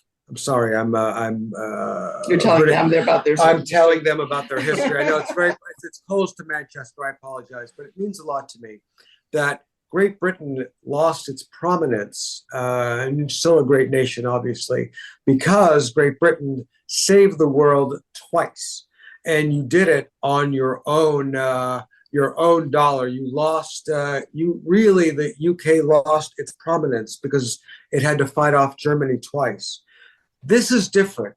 We went into an unnecessary war, costing trillions and blood and treasure, and now Trump did it again with just a stroke of a pen, far more than anything else. So as Cynthia says, it's self-inflicted, and we don't have saving the Western world twice to show for it. So, and we can see. Well, we helped. Yes, the U.S. helped. Yes, the U.S. helped. I'm not saying that, but what's really more concerned just to bring us today is I remember during the period of time we were waiting for the vote to come in for the president, whether it was Trump or Biden, and it's like, okay, have we saved ourselves? Yes, right, and it was like I think it was like 5 or 6 days, and you're just holding your breath. I have never seen anybody just erupt in joy when the people like came out. We live in a pretty quiet neighborhood or whatever. It came out of their houses and there was like screaming and yelling, and in the cities they were going crazy all over the country. And it's just like we saved ourselves, and now we're back and in it again. And we're like, I don't know. It's outrageous that you've got somebody who didn't know whether they wanted to be there in the first place, didn't really do anything, and you had and then you had Biden, who, whether you like him or not, he's doing things. He's actually governing. We actually have an infrastructure being taken care of, or trying to be taken care of. Climate change, all these things. One of the things we were listening last night is that none of the presidential candidates on the Republican side today have anything to say about climate change. Nothing. I mean, it's like it's like the most important question that any of us can answer right now, and they just don't even talk about it. So the thing that got me with Trump's presidency is yes, there was diehard haters of this man. Let's be honest. Yes. On the opposite side of that, there was diehard lovers of this Yes. man. Like, completely wanted him to be president until the end of time. What do you guys think it was about him and his presidency that caused such a divide? I'm not sure that I other than when you look at him against DeSantis, the Florida governor. Yeah. He does have charm. I mean, he is somebody that can basically really talk to a room and get them to get behind him. And that's all I can think of is he actually does, whether you like him or not, he has a personality, where this other guy doesn't have anything. And so I think that kind of mentality it brings you closer and more closely to I don't know, they call it a cult now. That and it's even so much not him. I think it's how much they always say when they're trying to do the libs. They're trying to I see. What's the statement? Anyway, they're trying to they're against others rather than for him. But I think it's that charisma. He has a little bit of that charisma, which is unfortunate when you see it in the wrong person's hands. I think the grievance politics that he touched on, it was the same grievance politics that cost you EU membership. Yes, with Brexit, nobody expected that would happen, and nobody expected that Trump would win either. But it's the same last gasp of, and I hate to sound it's the last gasp of a dying viewpoint, you know, and we read quite a lot about this because we keep trying to write about the solution that Trump made it okay to be openly racist, anti-Semitic, anti-Islam, anti-education, anti-history, you know. And the closed-mindedness is very frightening. It really is. And for the first time, we understood why my mother, for example, my family is so risk-averse, having fled Egypt after Abdel Nasser took over, having fled Beirut after the Arab-Israeli conflict took over, and losing all their equity twice over. You all of a sudden understand, wow, if the Handmaid's Tale really is created here, do we lose our livelihood, our equity, everything? We move to Canada, where my family is. And like my grandparents, who had a very successful business in Egypt, do we live upstairs from a pizza place in a university town, you know, and maintain your dignity while living this way? It's very difficult. So we had an issue. One of the first things we wrote about after publishing the first book was that at that moment when Biden won, I had a real problem because my parents are upper middle class professionals, but they only cared about their pension funds essentially, and they were willing to vote for Trump to protect their pension funds the first time and then the second time. And it was so dark and offensive, but I thought it's the perfect example of, in the US, we talk about the crazy uncle at the Christmas dinner, the Thanksgiving Day dinner, right? But if it's somebody in your family, in the American family, in your immediate family, your father, whom you love and respect very much, if it's your neighbor, if it's 40% of the electorate and 70 million vote for him twice, what do you do with those people, right? And our only conclusion was that we had to go back to love. that, like in the family, I had to extrapolate with my father. It's like you can't reject, you can't vilify, you can't ignore, you can't shut out. You have to talk to them, even if it's impossible to change their minds. You just have to stand with them, not vote with them, not shut them up. Just, we have to, on our side, I felt like the only way to get through it is to forgive, focus on love, and I'm not blowing sunshine, you know. I found it was the only solution, you know, because your father wrote a letter that really to all the kids, 6 kids, that talked about what had been going on under the Black Lives Matter and how terrible it was that they had destroyed property, and how it was just you know, that we have to guard ourselves and you know, God forbid, you know, protect ourselves with guns and things like this. And it was just such off the rails from where we are, that and you had to, as George said, you have to take into account the fact that even if you can't agree with this person, you've got to keep them. You have to keep talking to them. You have to keep the communication going, which I think is what's happened. That's what's happened, right? And so, and the other thing I think that people, you know, the responsibility. Trump really gives people the ability not to be the victims. That this isn't something, you know, if you haven't succeeded in life, it's because you know, the government's put you down, or you haven't gotten the right opportunities, or opportunities were taken by others. You know, affirmative action, things like that. He gives people the right to feel that way, and it's a lot easier to feel that way than actually get out and do stuff. That's right. And improve your communities and do better and communicate with others, because all that is takes action, and it's hard work. So it's those are some of the things I would say. And we wrote about it. My dad sent the letter, and I said, "You're screwed, you know, man, because we're writers now." Cynthia drew about it. I wrote a chapter, and we published it with the publisher as a short story. They thought it was moving and brilliant. I sent it to my father, and I said, You sent me a letter. I just wrote a book of political satire. I just made you into a chapter." And he was enormously touched. It doesn't mean that he didn't vote for Trump last time. He did.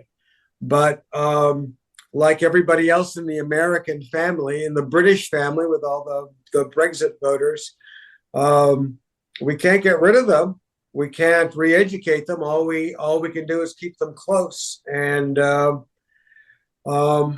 show by example that this is the way that we want to live our lives, you know. And maybe they'll see for themselves that they can get rid of all of that and still be themselves. So not to be Pollyannish, but I decided at that moment, after struggling with it, that we had to go back to love, family love, and forgiveness. It's not as sexy an answer as "shut them out," you know, but it's the only long-term solution. Anyway, excuse me for going on about that. No. This is difficult stuff, you know. It is. I was going to say, we will talk about the books in shortly, but one thing people listening to this, and one thing I can tell myself, is watching you two talk, you're very passionate about politics and the presidency and stuff like that. Yeah. Were you ever interested in ever getting involved in politics yourself, Ivy, or are you just like, I'm going to sit back and observe? That's enough for me. No, well, we've thought about it, but it is something that we're it's not something that's in our families. So that's I think that takes, you have to take a leap to do it. I think if we were to ever do anything, we would do it in the communities. But what we did is we've taken the opposite. We've worked with a lot of nonprofits, sure. and that's the way we've kind of contributed, which I think is just the other side of politics, because you're trying to influence politics, right? So we've worked with a group that provides food for folks that are struggling. and provides other types of support for them to get back on their feet. And then we also have worked with some museums that are more art oriented, or are design oriented. So it's like, how should you be living your lives or using your resources and that type of thing. So it's we've come at it from that direction, while needing to also, work for a living. So it's been something we can coordinate. But folks have asked George to run for things, and it hasn't come to the right time. No, it's very difficult. It's difficult because I was appointed to the police chief's board, civilian board, in 2010, and I was on it for 4 years. And we've stayed on the DC Police Board ever since. And it's a service. It's a citizens focused service that we've done ever since. And like Cynthia said, we've been involved in people's lives. We've been able to contribute financially, but also with our times and with our legal backgrounds. So that's been very special. But yes, I do get asked, especially being so bombastic, if I would. But I was appointed to a zoning commission for a short period of time, and really, it wasn't just that you had to fight for people about where the new roads would go and would you put a traffic light here or whatever else, because people were virulent about things like that. I was shocked at how these educated upper middle class people were virulent about, no, it should go here and this parking lot should be like asphalted over. It was like, people, I only care about public safety and the ability to vote. You know what I mean? And education. I could care less about the rest of it. And you're being really rude to each other and to us, So I knew it was never we really like being being behind the people who are up front, But thank you for asking. I know people have asked us a number of times, but we're happy with our social engagement. The books have really been a way, and not to circle back to that, but it's been an unusual way that we've been able to touch people, It's been very special. Influencers, right? Not like you, but no.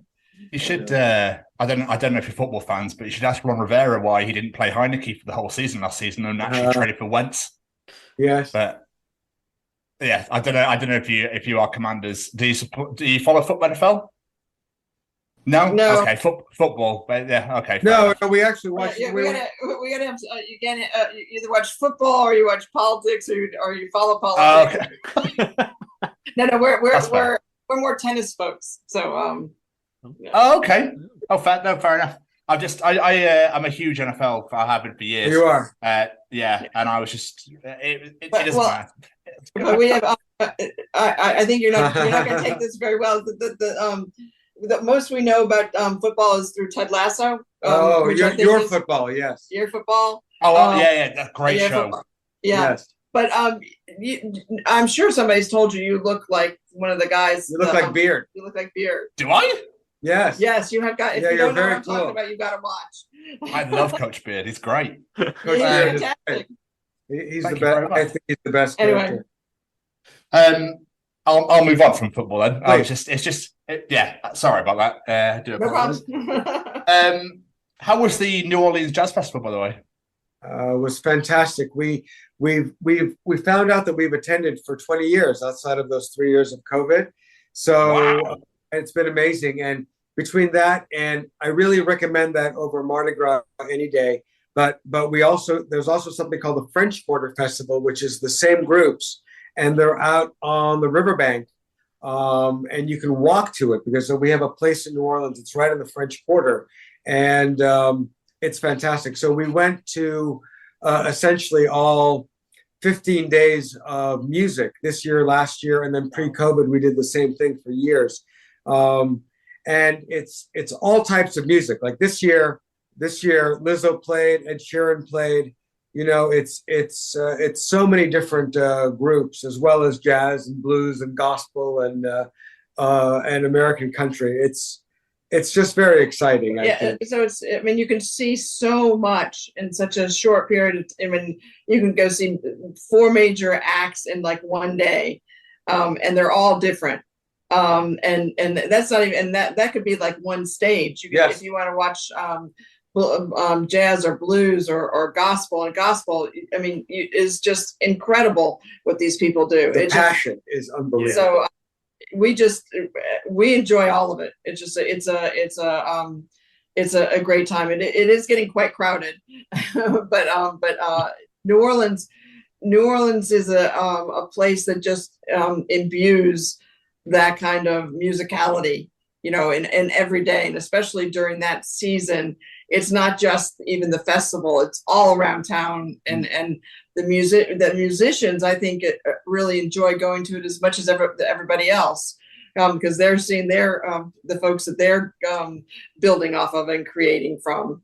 So it's it's a great event. One of the first things we did after getting a place there about 20 months ago is that we met the people at the New Orleans Jazz Museum, which is state run, and we became friends with them. And they have a free concert every Tuesday in their courtyard. It's remarkable. We've gotten to know a lot of people through them, and we got to know the people of the jazz radio station there, WWOZ. Not to put on a call for them, but we've met so many amazing people, and even though we're very polite, we know that you don't want to be Yankees, you don't want to come down. You don't want to be like the big people from like going from London to like Manchester or York and then throwing your weight around or something. We were very polite. We met people. We were behind the scenes. We contributed, and we gave time. Not just money, but we gave them time to help them put on galas or help reach out to people. Cynthia's contributed to go on the radio as well, to put together like music with a lot of women jazz musicians, which is very cool. And we've got to meet some amazing musicians along the way. So it's really been extraordinary. I don't mean to go on about it, but it's really beautiful. But it's very similar to how we've tried to go into the life of that sort of nonprofit and cultural world here in DC as well. It's very special. And the politics in New Orleans are so different than even in Washington, D.C. We're definitely going to stay out of that. We're going to stay out of definitely going to stay out of that. They are so conservative. It's amazing. When you're in D.C., you're like in a very progressive liberal bubble. There are no Trump signs, for example. You go to New Orleans and all your neighbors have guns, and they all have Trump stickers, and they love to tease you about Brandon, and they're like, "Are you watching conservative TV? Are you listening to conservative radio?" And we're like, "No, we're not. You've seen my published works. Here's the books." And they're like, "This is very nice. Thank you very much." But you never talk to them about it, So it's fascinating. It really is. It's good to get out of our bubble as well. It's affected the way we wrote the second, and not to circle back to the book, but I mean, having been there and then working on the second book, the kids' book, it really had me think about how to approach those people as well and make the book not generic, but appeal to different people, because it was in our face all the time, Yeah. So it was interesting. Anyhow, so we're having a nice dual life there and here. With the books though, why did you choose 10 and 6? Is that because the school years differ over there, or is it? Oh, no. The reason is because the first book was actually written for young adults, but the publishers liked it so much they published it as an adult book, a book for from not from like 15 to 17, but for 24 to 64, which they said was a huge honor, and we just went with it. The original book was actually going to be for 5-year-olds, and I sent them the sketchbook, and they were like, "We're going to have a kids' book?" And I said, "Yes." So I decided that it was very difficult to go straight to 5-year-olds because there's there's a lot of content for kids who are really who they are, and that's why the second book with this pair, Georgie and Gigi, are 10-year-olds. They're second graders. They know who they are. They're cool. They have their own opinions. And you can talk to them, and even if they don't get everything, they're more aware. And it was just a matter of we wanted to do it for a younger audience because that was what it was intended for. But the first one turned out to be a little bit too much, and so that everybody we know, adults, teenagers, whatever, have read it. So it's for everybody. So it's the younger one, having them interact in the story. I think the characters is what made it a way of explaining things without one being boring. And one of the things that has happened is that a lot of our friends, obviously, they've gotten the book, and their kids read to them at night, and some of them they'll tell us when they've chosen that they want to listen to that book again, or our book, and so it's like really that's cool. Really cool. Cool. Anyway, it's but it was a way of still getting at that audience, and I think, like George said, we're trying to do one that's even younger, but it's honestly it's hard to get those concepts into something that the younger folks want to listen to. Well, I'll tell you that the reason I picked 10-year-olds is I became politically aware when I was 9. I followed that election. That was 1972. That was Nixon and McGovern, but I knew what it was. I followed it. I explained it to kids at school, and I was aware of the next election with Jerry Ford. So to me, politics has just always been in my life. So I knew that I could talk to kids at that age. The reason the third book is for 6-year-olds. You have to tell them how you got in trouble when you were. I went in 1976. I was 13, and I was putting up signs for Jerry Ford, and he lost. And in my Catholic school, I wrote Carter sucks peanuts on all the walls. And the nun, did what the nuns do. They whack you with a ruler, the ruler, and then sent me to the principal, who was really cool. He was a former Jesuit priest, and we would sit and have political discussions. And a lot of those discussions have come out in the books, again, about the social contract, where in the U.S. What kid in that grade is writing that on the stick on to the the wall. focus, stick to focus. I know it was very important. But the 6-year-olds, the reason I wrote it for 6-year-olds and not like 4-year-olds is because you can't really give them really complex introspection.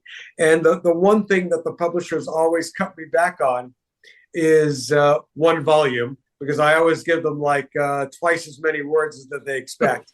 And second of all, they're like, George, we really thought when we gave them the manuscript for the second book, they're like, we thought it was just going to be like a short rehash of the first book with the same stories, but it was totally different. I sent them like the first book they whittled down from like 25 to, and it's not their word counters, but they wanted to make it manageable. The second book, I gave them like 35,000 words with so many, and they were like, no, cut this back in half. We don't want to like kill them. And we did that. And the third book, I started to write it, and they're like, George, they're 4-year-olds. I said, we can't write to 4-year-olds. I don't want it to be like, oh, look at the happy president. That you have to be able to talk to them, and you have to respect kids. 5-year-olds will get it, but 6-year-olds in first grade, they will get the concepts. And I talk to so many like 5 or 6-year-olds and say, hey, do you follow, like I'm at the store, I'm like, do you follow politics? And they're like, yeah. And then we'll talk about this, and I'll add it to the book, They're like, they're really cool. They're not going to understand that you might be long-winded. Oh, I'm sorry. I'm a little long-winded, right? You're all good. I will tell you, Cleo touched on this, but in the second book, as well as having like a magical skateboard, which brought me back to like my first skateboard, which was like a skinny banana. Anyway, it doesn't matter. But the skateboard was really cool. Having that as a mechanism was really cool, so they could go back. But the idea of not just having like the president in the first book, visited by other presidents, and they just talk. In the second book, we wanted the kids to interact. That way, young kids who are reading it can say, oh, look, I was on the boat with George Washington, and I used my iPhone to help guide the boat across the Delaware River to find, with my infrared technology and with my maps, which did not exist in 1772, but I have NASA level maps. And then writing the most important document with Abraham Lincoln, the Gettysburg Address, where they all sat down together side by side and they're like hashing it out and brainstorming. And so kids can say, I get these concepts, I get why they're important, but I could contribute to it, And I thought that was really important. And the publishers really loved that too. They were really touched by that as well. And they took out all the sappy parts that I put in. So it's a shame you couldn't be like, Lincoln, don't go to that theater.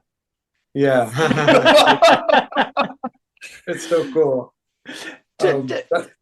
Let's be honest, 90% of the presidents have been, shall we say, of the older generation. Yes. Are you hoping with getting more people interested in politics at a younger age to maybe see a younger person in office and see what they could bring to the country? Absolutely. It's a little shocking when you see right now the G7's going on and you see all the leaders and you see so Biden and you see they're so young, and then you've got Biden. It's like their dad. Right. At least their dad. I know. At least their dad.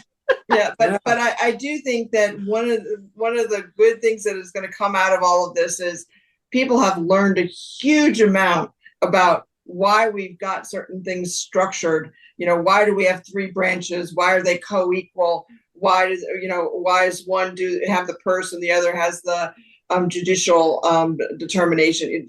The amount of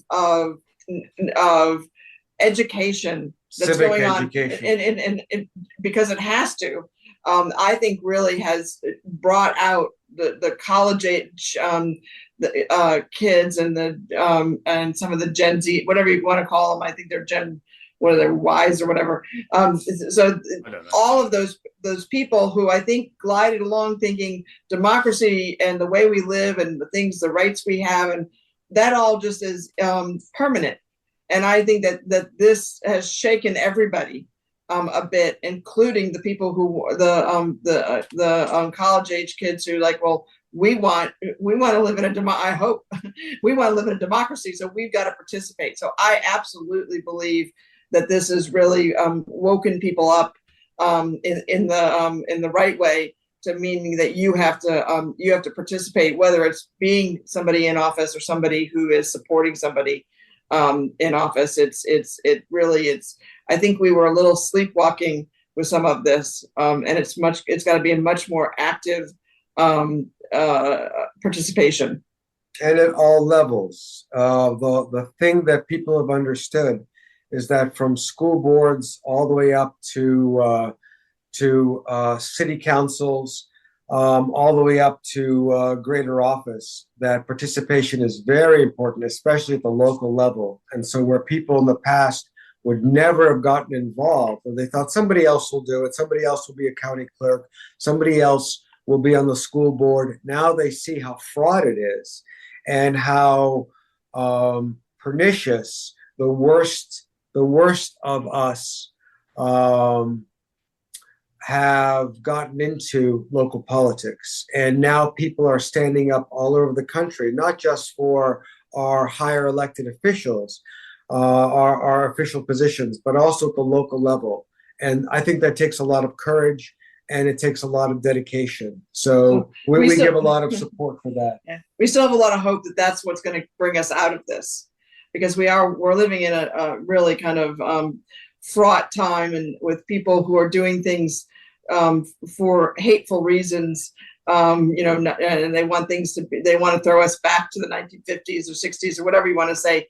But the fact is, I think that's showing why that's not where the society is going to go. And this is hopefully the last gasp, so that we really are a multicultural society and can show people how everybody can live together and so we've got to go through this to get to that end, and that people will be much better educated as a result of what we've been through. But it's not a whole lot of fun, right? Going through some of this. But there's a wide bench of young people that we had not seen before.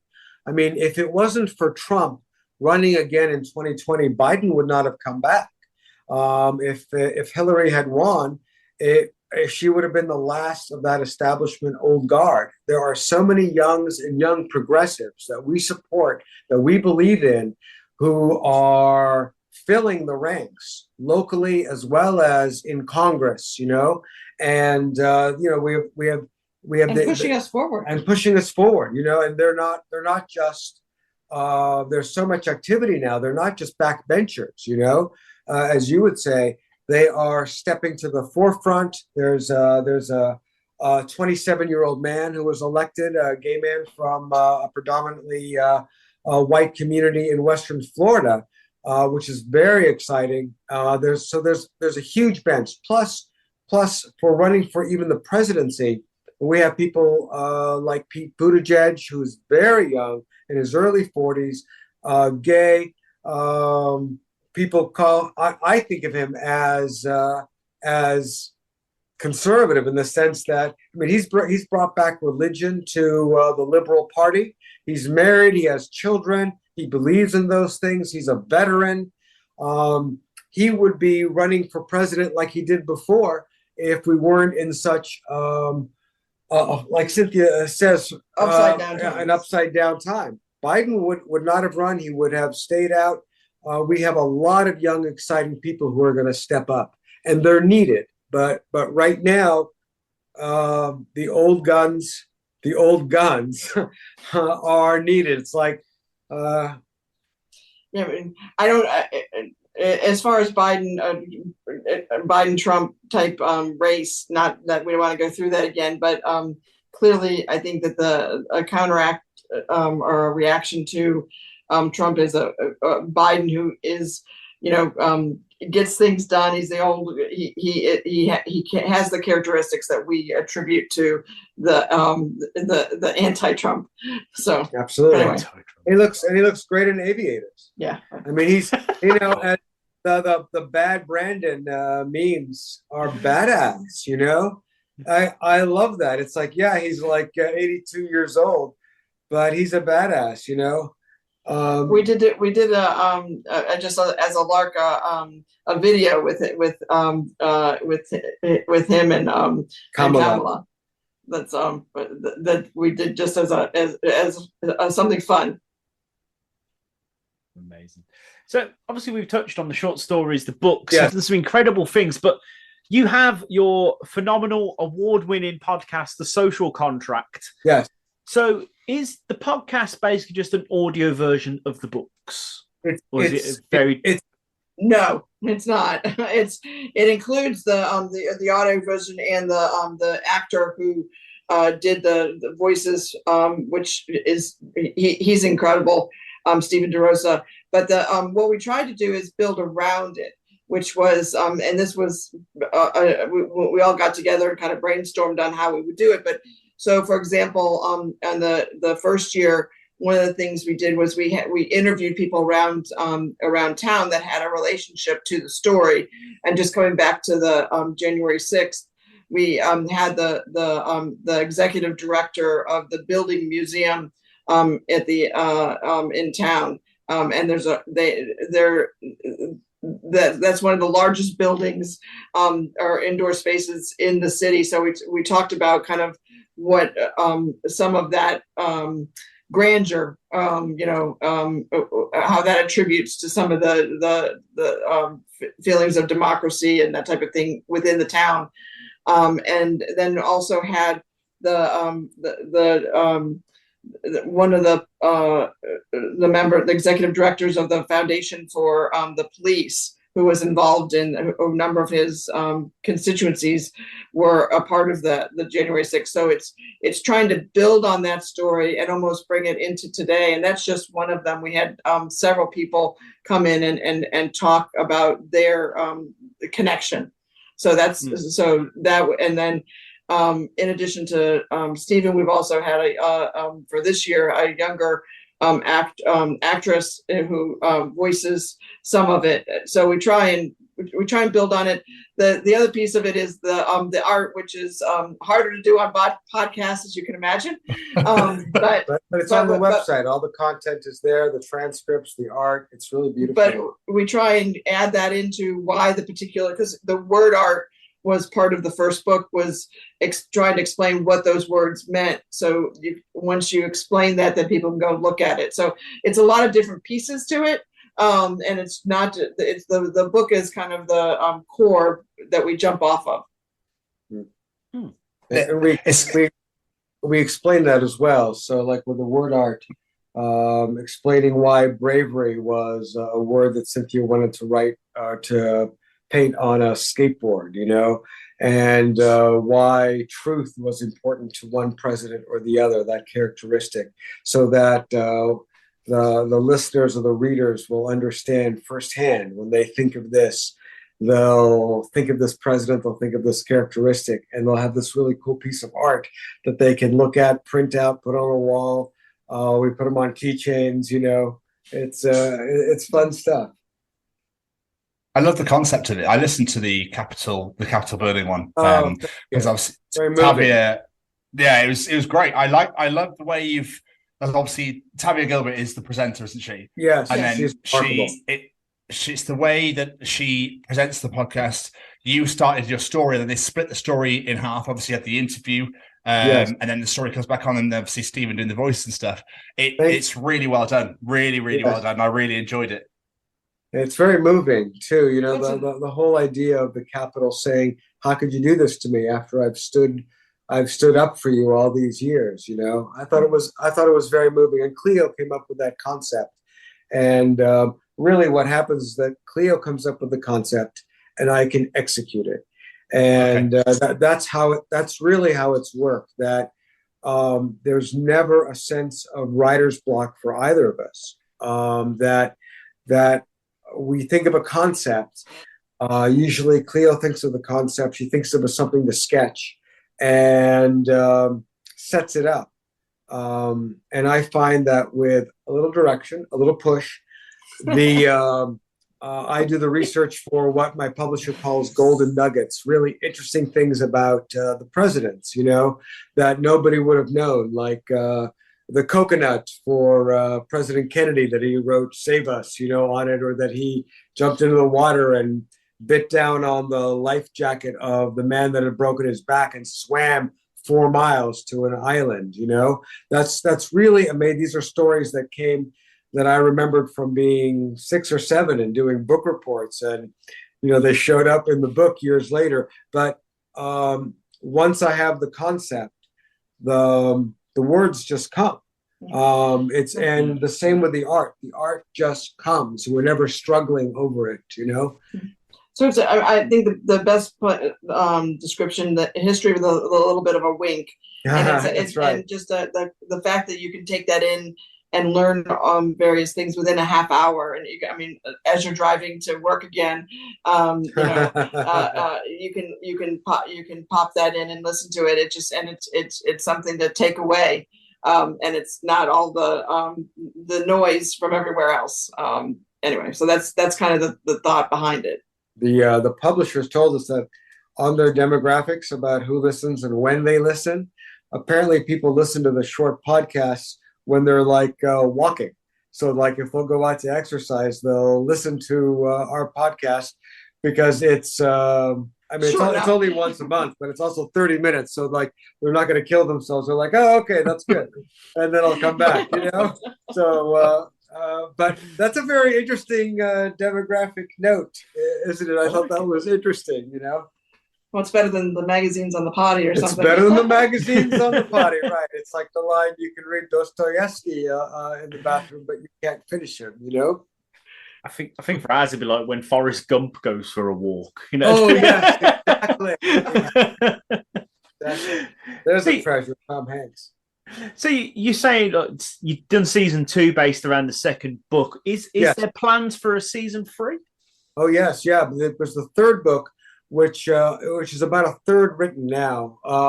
It's Georgie and Gigi, the same characters, but they're in the first grade, and they are there's also a very feisty young nun who also yells at them and threatens them with the rulers, which I love because I went to Catholic schools, and they're doing something, and they get fallen back. Like in the first chapter, they are playing a Mario Brothers video game, and they fall back in time, and they meet Harriet Tubman, who was a Civil War, a black woman slave who ran away and turned out to be a spy for Lincoln. So that was very exciting. Don't give it away. Oh yeah, and she did the Underground Railroad, which allowed people to filter into the North, and she did it. I mean, an incredible hero in history. So we made it. There's more to it, but we can't say anymore. Oh, but they made it fun. We had to find a mechanism to make it fun. So and we're doing a.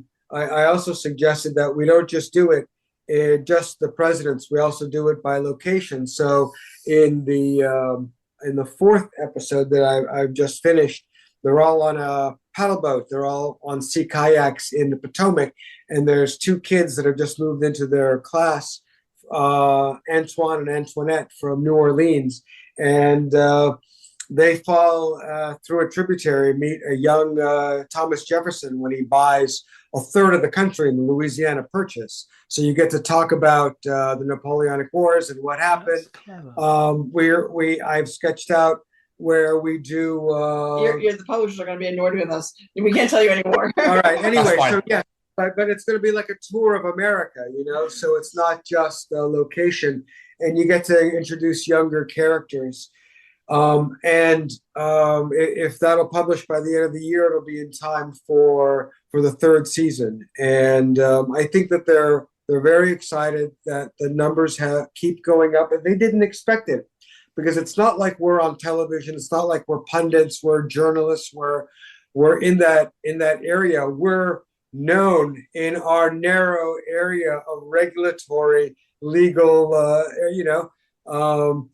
and this to create a brand and in political satire, which the publishers were really surprised by. This is the first book of political satire that they had done, and to find that within a year of the first book that they didn't think would ever grow enough, but we did enough online. We encouraged enough online, and we had so many updates, and we encouraged the publisher. They were inspired to publish short stories, which created more traffic. They came up with doing a music video, which created more traffic.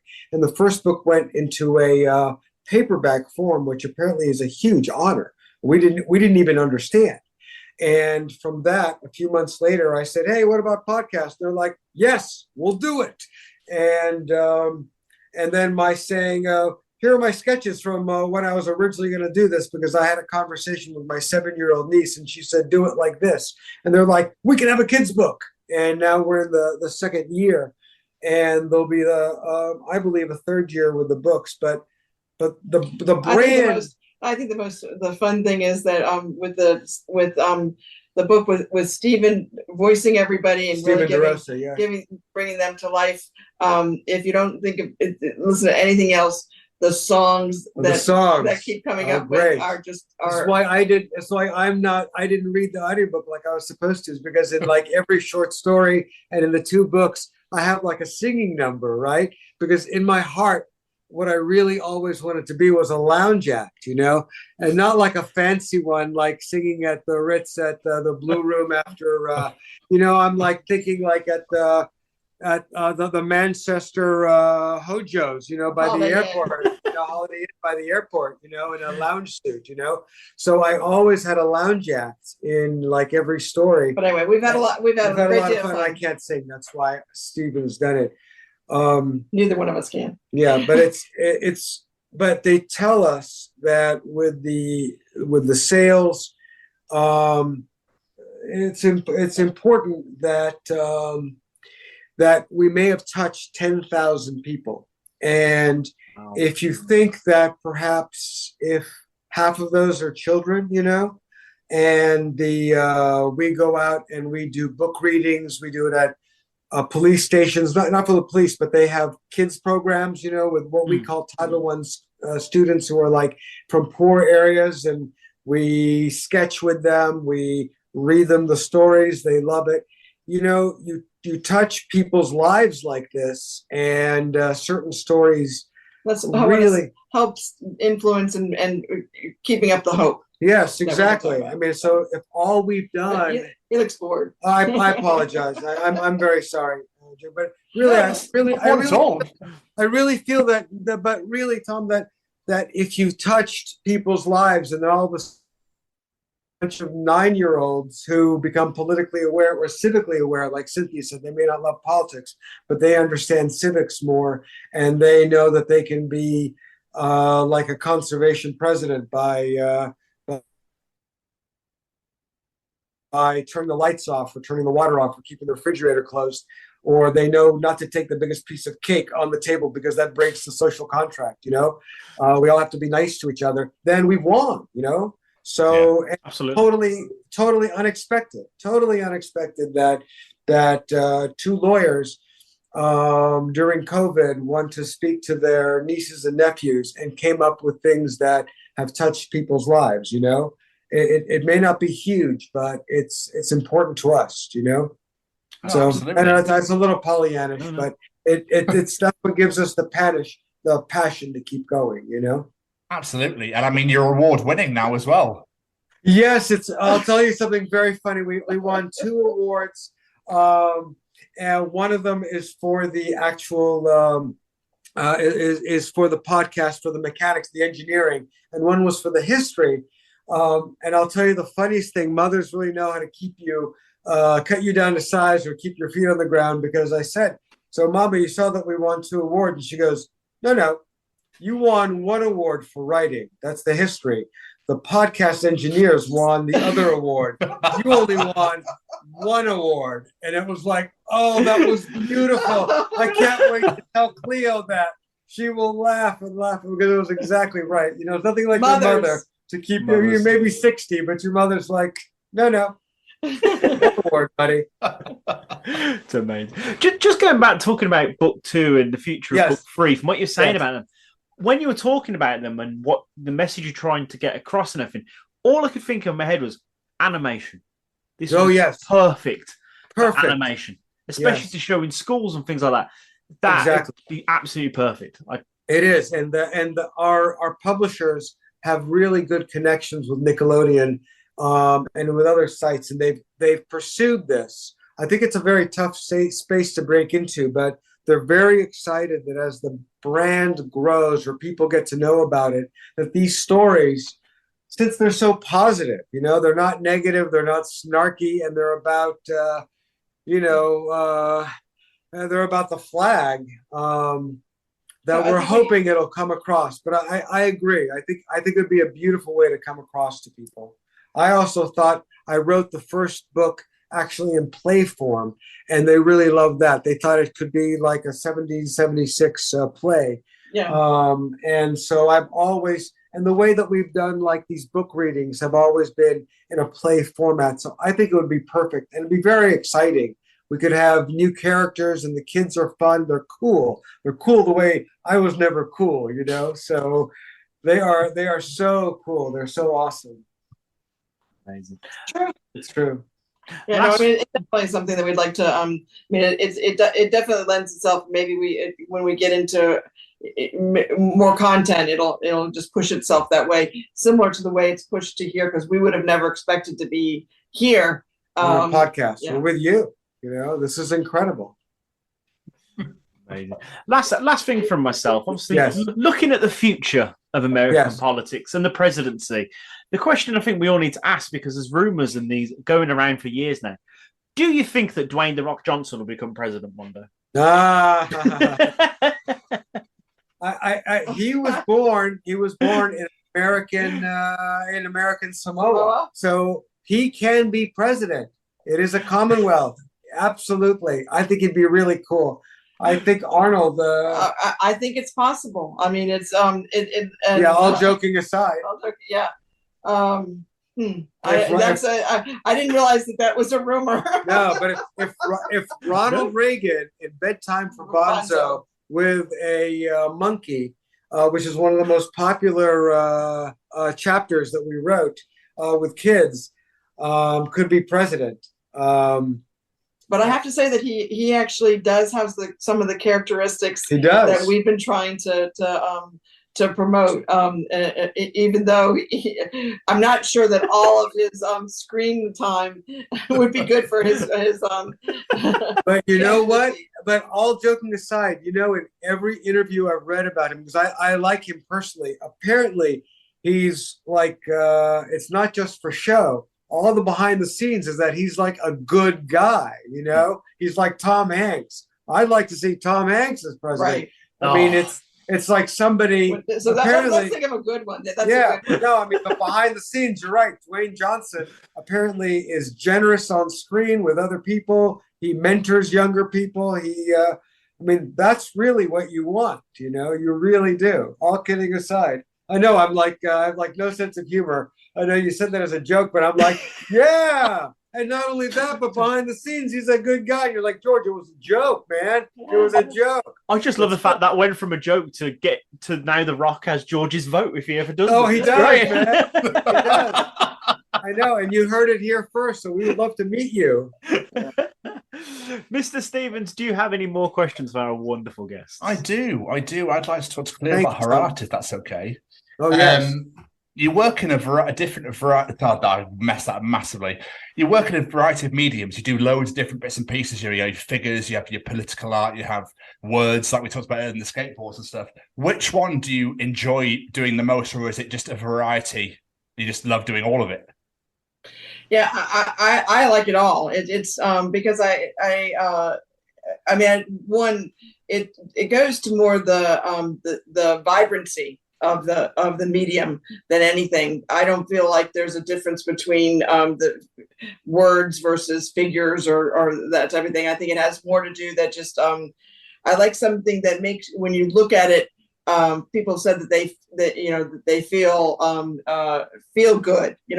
There's a reaction to it is more important to me than necessarily anything else.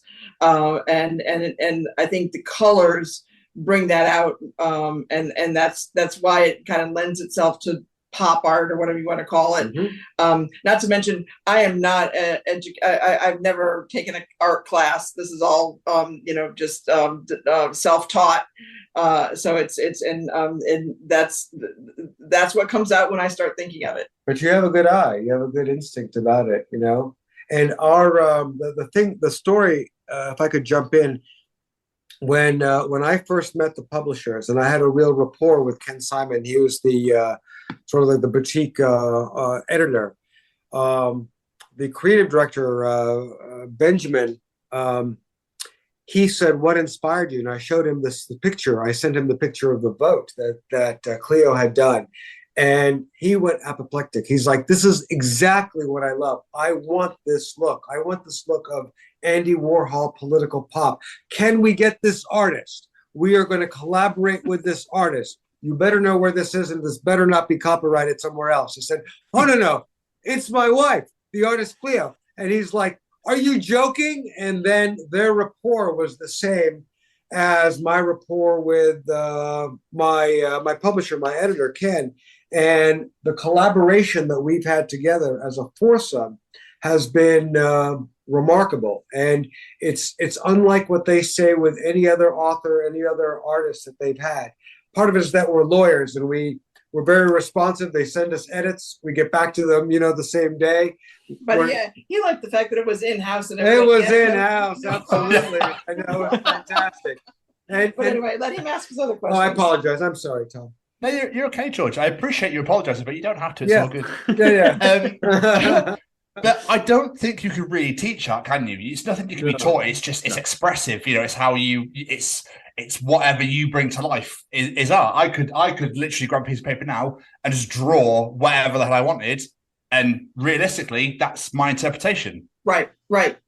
Yeah. And it's some people say that expression, for example, so for some people it's language, some people it's it's drawing, and I've just always been very comfortable with the drawing and the visual, and trying to get people, pulling people in that way, or impacting them that way, because they look at it, they're like, well, why did you do it this way or that way? And it's like, well, the fact that you're asking questions about it is sufficient, right? Absolutely. Because you've looked at it closely enough that you've got something to say about it. Right. So yeah. The cool thing is that for years I knew that Cynthia drew because I saw her cartoons when we were in law school, her cartoons when she was in high school. And so I've always bought her artwork to just help her relax. Art books to draw in, all these pretty things. And she's been able to do it on and off, but it was when the iPad came out and she discovered the drawing app on it. She started to make vibrant artwork. And Benjamin has published it in on her website that he created. And he's put all her old drawings from the iPad of all these figures, ballerinas, moving figures. And that moved to the pastels. And Cynthia did their first pastel really was the boat. And that's what inspired it. And then Benjamin said, can you do this? And can I have words? Can I have them in different colors? And Cleo was like, how many do you want? What colors do you want? And she produced them. But it's amazing that it was the iPad and that format that really inspired her right before COVID. And then during COVID, it's what she did in her downtime. And that inspired me. And that's why we're here. There you have it. There you have it. That's the history. That's incredible. That is incredible. It is. Do you sell any of it, Cynthia? Because I thought the figures were really. I was having a look on the website earlier. The figures were really cool, but I really liked the political art with all the like you say about vibrant color stuff. Like stuff really stood out with the real thick black lines, and obviously just like reds and yellows and oranges. It was really like really in your face. It was quite impactful, actually. I thought. Yeah, I'd be happy to sell it, but no, no. I mean, right now we've been mostly doing it with the book, so it's okay. And there, but mostly, honestly, I like to share it with my friends. Yes. So it's more of it's a very personal way of giving a gift or something. Yes. There's two things from that. One, Benjamin, the creative director, says, do not sell any original artwork. We're going to create a market, and she's going to be in a major gallery. Right now, she's major art gallery online. And so I appreciate that. Number two, Cynthia. So maybe someday. But Cleo's dream, there are some beautiful places in New Orleans, just a few blocks from where we live, where artists, really renowned artists, paint. They have a brownstone. They paint on the first floor, and then they hang their art in their own gallery. People come in, watch them paint, and these can be very, very pricey items, real beautiful modern art. And Cleo has always had this dream of having even a part-time shop where she has a gallery and paints, and I sit up front as we have a store called Walmart where everybody comes in, and there's like an old retired man in an orange vest, like a Walmart reader saying, come on in, come and see the artist Cleo. That's her dream. So I'm confident that will happen someday. But right now, it's just inspiring the books. I will tell you that many of our colleagues and friends have seen the work, and Cleo has done works for them that have been framed and given as lifetime gifts for their work as lawyers, as judges. So the work may not have been sold, but it's hanging in very precious places. So that means a lot to us. And then when we offered the sketch of the Capitol to the chief of police, and we said, can we have it produced for like the 186 officers that were hurt that day, injured that day? And he said, no, I want every officer to see it. And that's what Cynthia said. He put it on banners, and he put it in the 17, there are 10 precincts and 7 substations and kids stations as well. And we went to all the presentations. All the officers signed it. They hung it up as you come in. As you come in, the area where the police officers come to change their shift, their watch shifts, so everybody can see it and remember what happened that day and that they saved democracy. And that's really moving. So no, maybe we haven't created a market for a lot of things, but like I said, again, not to be Pollyannish, but we've touched a lot of lives, and that's really special too, you know. Which leads me to my final question. Yes. Did you ever think that when you began, you know, with the artwork, with the writing, etc., that you would be here with an award-winning podcast, might I add? Congratulations. Two. Don't care what you say, Mom. Two. Two books made, a third on the way, a third series on the way, you know, working with those fantastic people. Did you ever think that this is where you guys would end up being today? No, I mean, I think this was not. It was a goal. It was something that we were provoked to try and put our voice in the mix. And that's, I think, when you do it with that kind of, I'll just use the word truth. That's these things come with that when you're really it's connected to you in that way.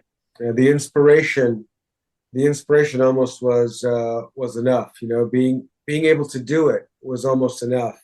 I mean, at one point when we wrote the manuscript, and we thought it would be just a nice gift for our nieces and nephews, and I thought this is really a nice story. Like, nieces and nephews and all the kids and the young people that have read it really like it, and I pursued the publisher, but it was all by chance, you know. But like Cynthia said, the inspiration was true. It was real. So I think that's what makes it work, you know. I think if we had gone out to kind of engineer it, it would never have, we would not have had the passion for it, you know. So it's a story of the heart, you know. Amazing. Sorry, I'm the introspective one, I'm afraid.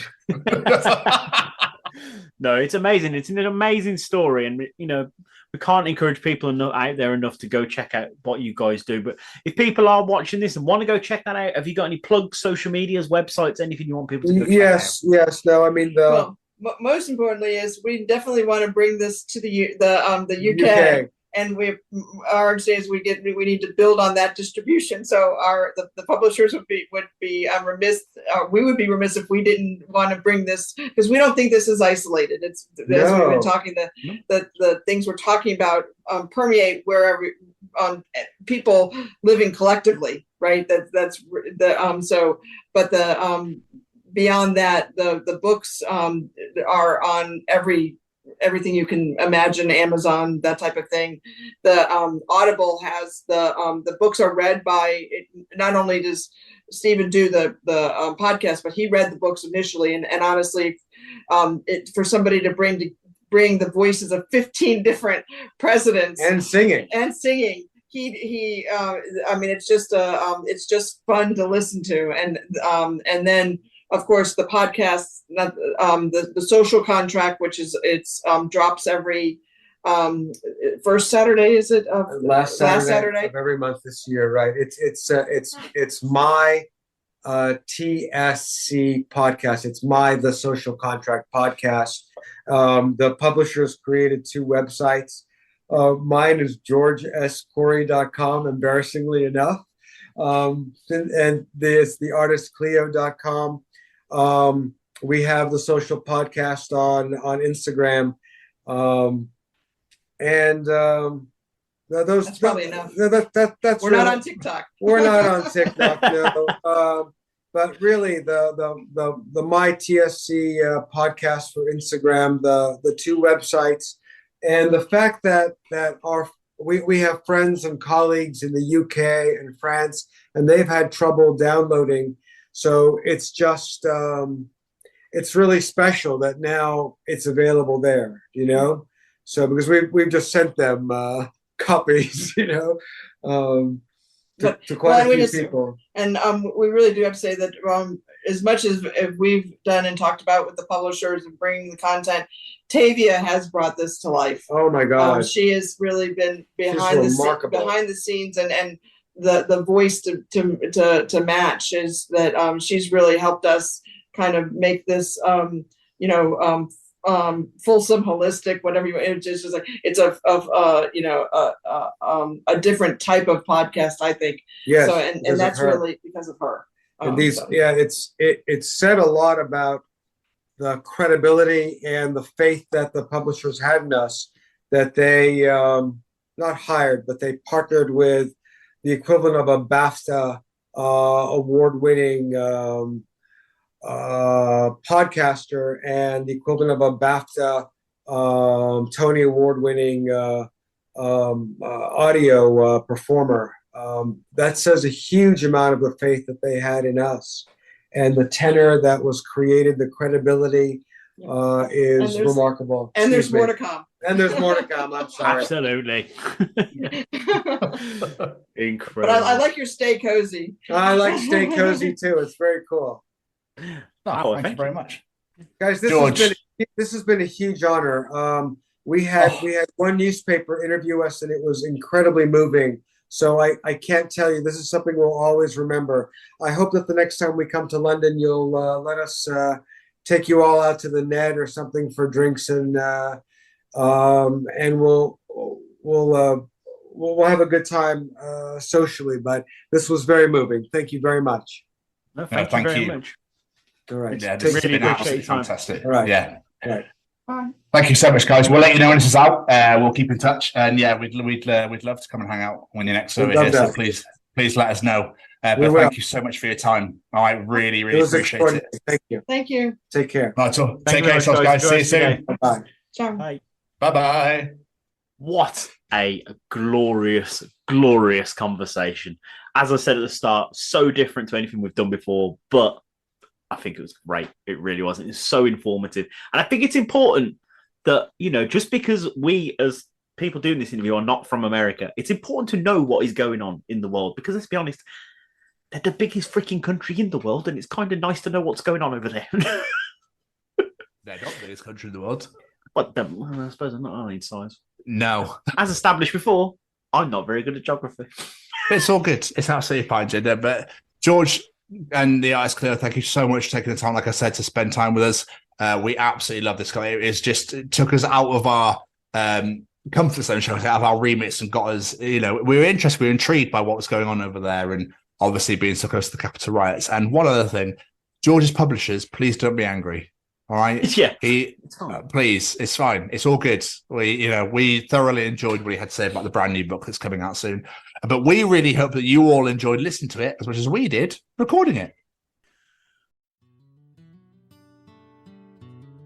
It's about getting into schools and talking to young people, because, I know that people can change. And it's about talking to people and getting them to understand and perhaps step back from violence and prejudice and whatever. And we just need to work together and keep on the good fight there. Absolutely. Hey there, guys. We are ecstatically happy to announce that we are associated with the Sophie Lancaster Foundation. The times are changing, and with the unfortunate death of Sophie, those changes have made a massive impact for the future. If Sophie was with us still today, I can guarantee what you are doing will still be reaching so many lives of young teenagers, young adults, and those who wish to be as different as possible. So thank you very much. To find out more about this incredible foundation and all the work they do, and more importantly, how you can help, head on over to www.sophielancasterfoundation.com.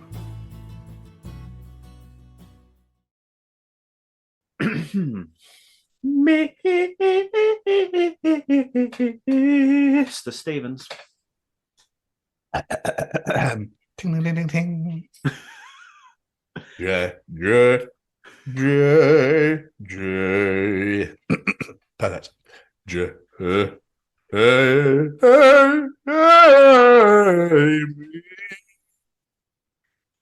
It's participation time.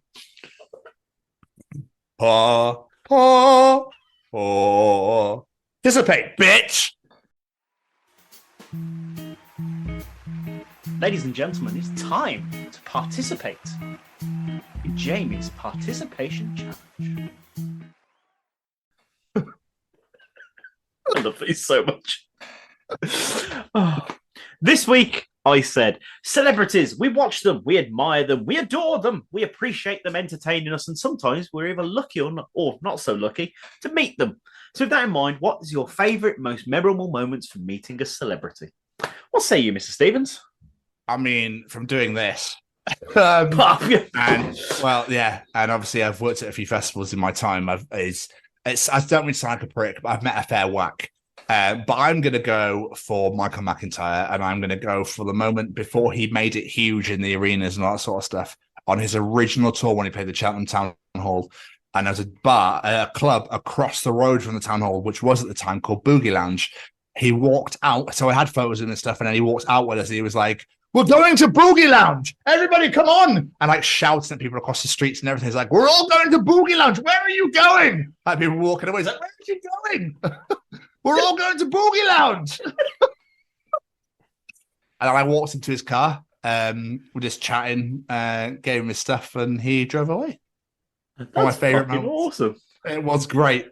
I still got the photo, and I look horrific. I have no beard, and I have pink and black emo hair. Oh, I remember those days. And he tore me apart on stage, so I was front and center as well because I loved him. I loved him that much back in the day. That's amazing. And it was funny because my mum's best mate was there, and she was on the phone to the next day. Sorry, this is so long. And was like, "Oh my God, Michael was absolutely amazing last night. The only problem was this fucking knobhead on the front that wouldn't shut up." And she went, "Yeah, that was my son." That's amazing. Love a mum story. Absolutely incredible. What say you, Mr. Westwood? I've got a couple, but the first one that always springs to mind is the one from when I was a little kid meeting the British Bulldog. Just because I think I've told this story before, but it's just I have vague memories of it, but just my mum telling me the story always makes me laugh so much. Waiting in hours in a queue to meet the British Bulldog to sign my copy of WrestleMania 7. I could say anything to this wrestler I admire, and I say, "Where's your dog?" 8 or 7 years old. I know, don't be so hard on yourself. But to be honest, I'd probably say that now. I'm not. It's me. Well, to be fair, this is very true. This is very true. It's like your body's grown and your mind's just gone, "No, I'm staying here." Pretty much, yeah.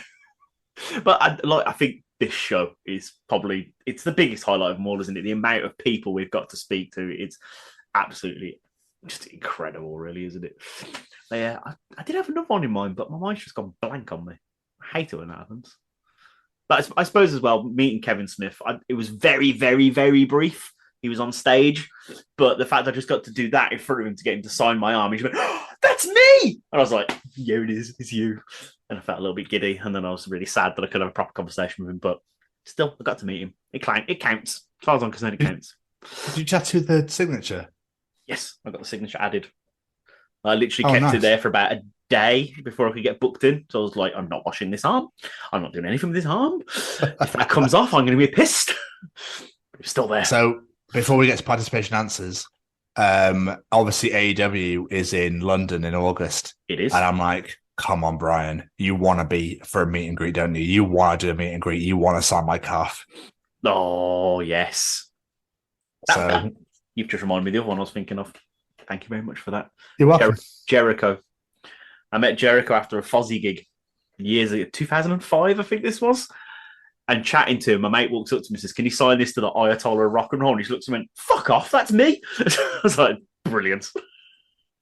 Refused to sign it to the Ayatollah of Rock and Roll. I was like, "Fuck off, that's me. That's my name." Yes, Chris. That's one I'd love to tick off the list. Jericho. Yeah. Right, let's get some audience answers. First off, it's the wife, Becky Westwood. She said, "When I met the Usos and they gave me a big Uso muscle sandwich hug." You were there for that, weren't you? I was, so they thought I loved Bray Wyatt. I was like, "No, Daniel Bryan." Remember that? So I remember when Jay went, "Hi, I'm Jay," and I went, "Yes, you are." Hi. Wouldn't be like that now, obviously. But I know, yeah, it's weird. But now it's like, oh my God. Sorry, Carl. Matthew Doherty says, I used to have long hair down to my lower back. When I met Hulk Hogan, I told him how big of a fan I was. And he said, if you're such a fan, how about you give me some of that hair, brother? He said, when I met John Cena, I'd just seen Blockers. And I said to the line behind me, ladies, if you want to go see a naked John Cena, go see Blockers. He bent over with laughter and clapped me on the shoulder. Fucking great story. Mate. That's amazing. Yeah. Oh. And we have a reply from TikTok. Oh. All I know is his name is Tom. He doesn't have a surname. He says, I don't know why this answer really amused me. He said, I saw Ian Hislop walking down the road once. He was wearing a hat. Perfect. That's all you need to know. He was wearing a hat. Matt Roberts said, our good friend and musical maestro, Matt Roberts. I love this story. I lost my footing backstage at a gig and shoved the girl in the back. She turns round and it's Gabrielle Aplin, and I proceeded to die inside. He is in love with Gabrielle Aplin, right? Okay. Like in love to the point where he wants to marry her. Right? He loves her that much. And the first time he ever met her was that when he shoved her in the back. So I don't know who she is, I'll be honest. I've never heard of her. She's a singer. She's a singer-songwriter. Oh. And he literally is like beside. And that's the first time he ever met her. And he proper pushed her over. God, how mortified should you be? And he literally just went, oh my God. Oh, bless him. Bless him. Yeah, it's funny. Funny as hell. Lydia Manson says, get in the shirt John Stamos wore on stage after seeing Bye Bye Birdie from John Stamos. Amazing. I mean, John Stamos just hand you his shirt. Carly Donahue. I was babbling whilst cutting Oliver Twist's hair. I say Oliver Twist. His name's Mark Lester. He played Oliver Twist in 1968. Oh. And then me seeing Gary Lucy from Hollyoaks after a few Prosecco's after a show he was in. He was just casually walking down the road towards me and nobody was around, so I practically jumped on him. Fair. As you do. Oh. Mally Malpass. I like this one. This is very heartwarming. I like this one. So it's not a major celebrity, but one who was crazy important to me, and that's Tommy Vance, the radio DJ. He was a huge supporter of my old band, One Dice. When we played a Total Rock Fest, Tommy was in attendance. After the show, we went up into the radio studio to meet him. Nervously introduced myself and mumbled something like, Tommy, thank you so much for the support. To which he pushed his chair back from his desk, stood up, shook my hand and said the coolest thing that anyone has ever blessed my ears with. And he said, hey, you guys create, I just relate it. And I will never forget that moment, and I never will. Beautiful. That's amazing. That is amazing. Story. My mother, Debbie Myatt's getting involved, or should I say Debbie Gaskin. So, he literally fell at my feet. I was walking past the Albany Hotel, as it was then, and Robert Palmer walked out, slipped on a slope, and fell over, landing right at my feet. Do you know who Robert Palmer is? He looked very confused. Oh, might as well face it, you're addicted. Oh, yes, I do know who he is. Yes. And as a child, I was running down a corridor at the Aston Villa Leisure Centre, and I ran into, literally, as he walked round the corner, Bev Bevan from ELO. I can't quite remember what he said. Something like, slow down, little girl. And then he laughed. That's reminded me of a story. I walked into Richard Hammond. I didn't see him. It's because he was all the way down there.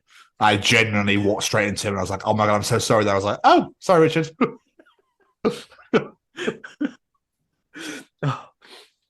Graham White. It's a long story in how I came to meet him because he came to my school many times, but I really remember shaking Muhammad Ali's enormous hand. Oh, wow. What a fucking great story. This is cool. Yeah, go on. That's all he said. It's a long story. I was like, tell me the fucking long story, Graham. That is awesome. That is like, that's incredible. That's great.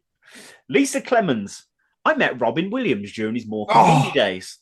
It's JFK Airport, Christmas time, when he was on the same flight my sister came in on. I was raised as an airline employee's kid and taught not to take up too much time of celebrities' time.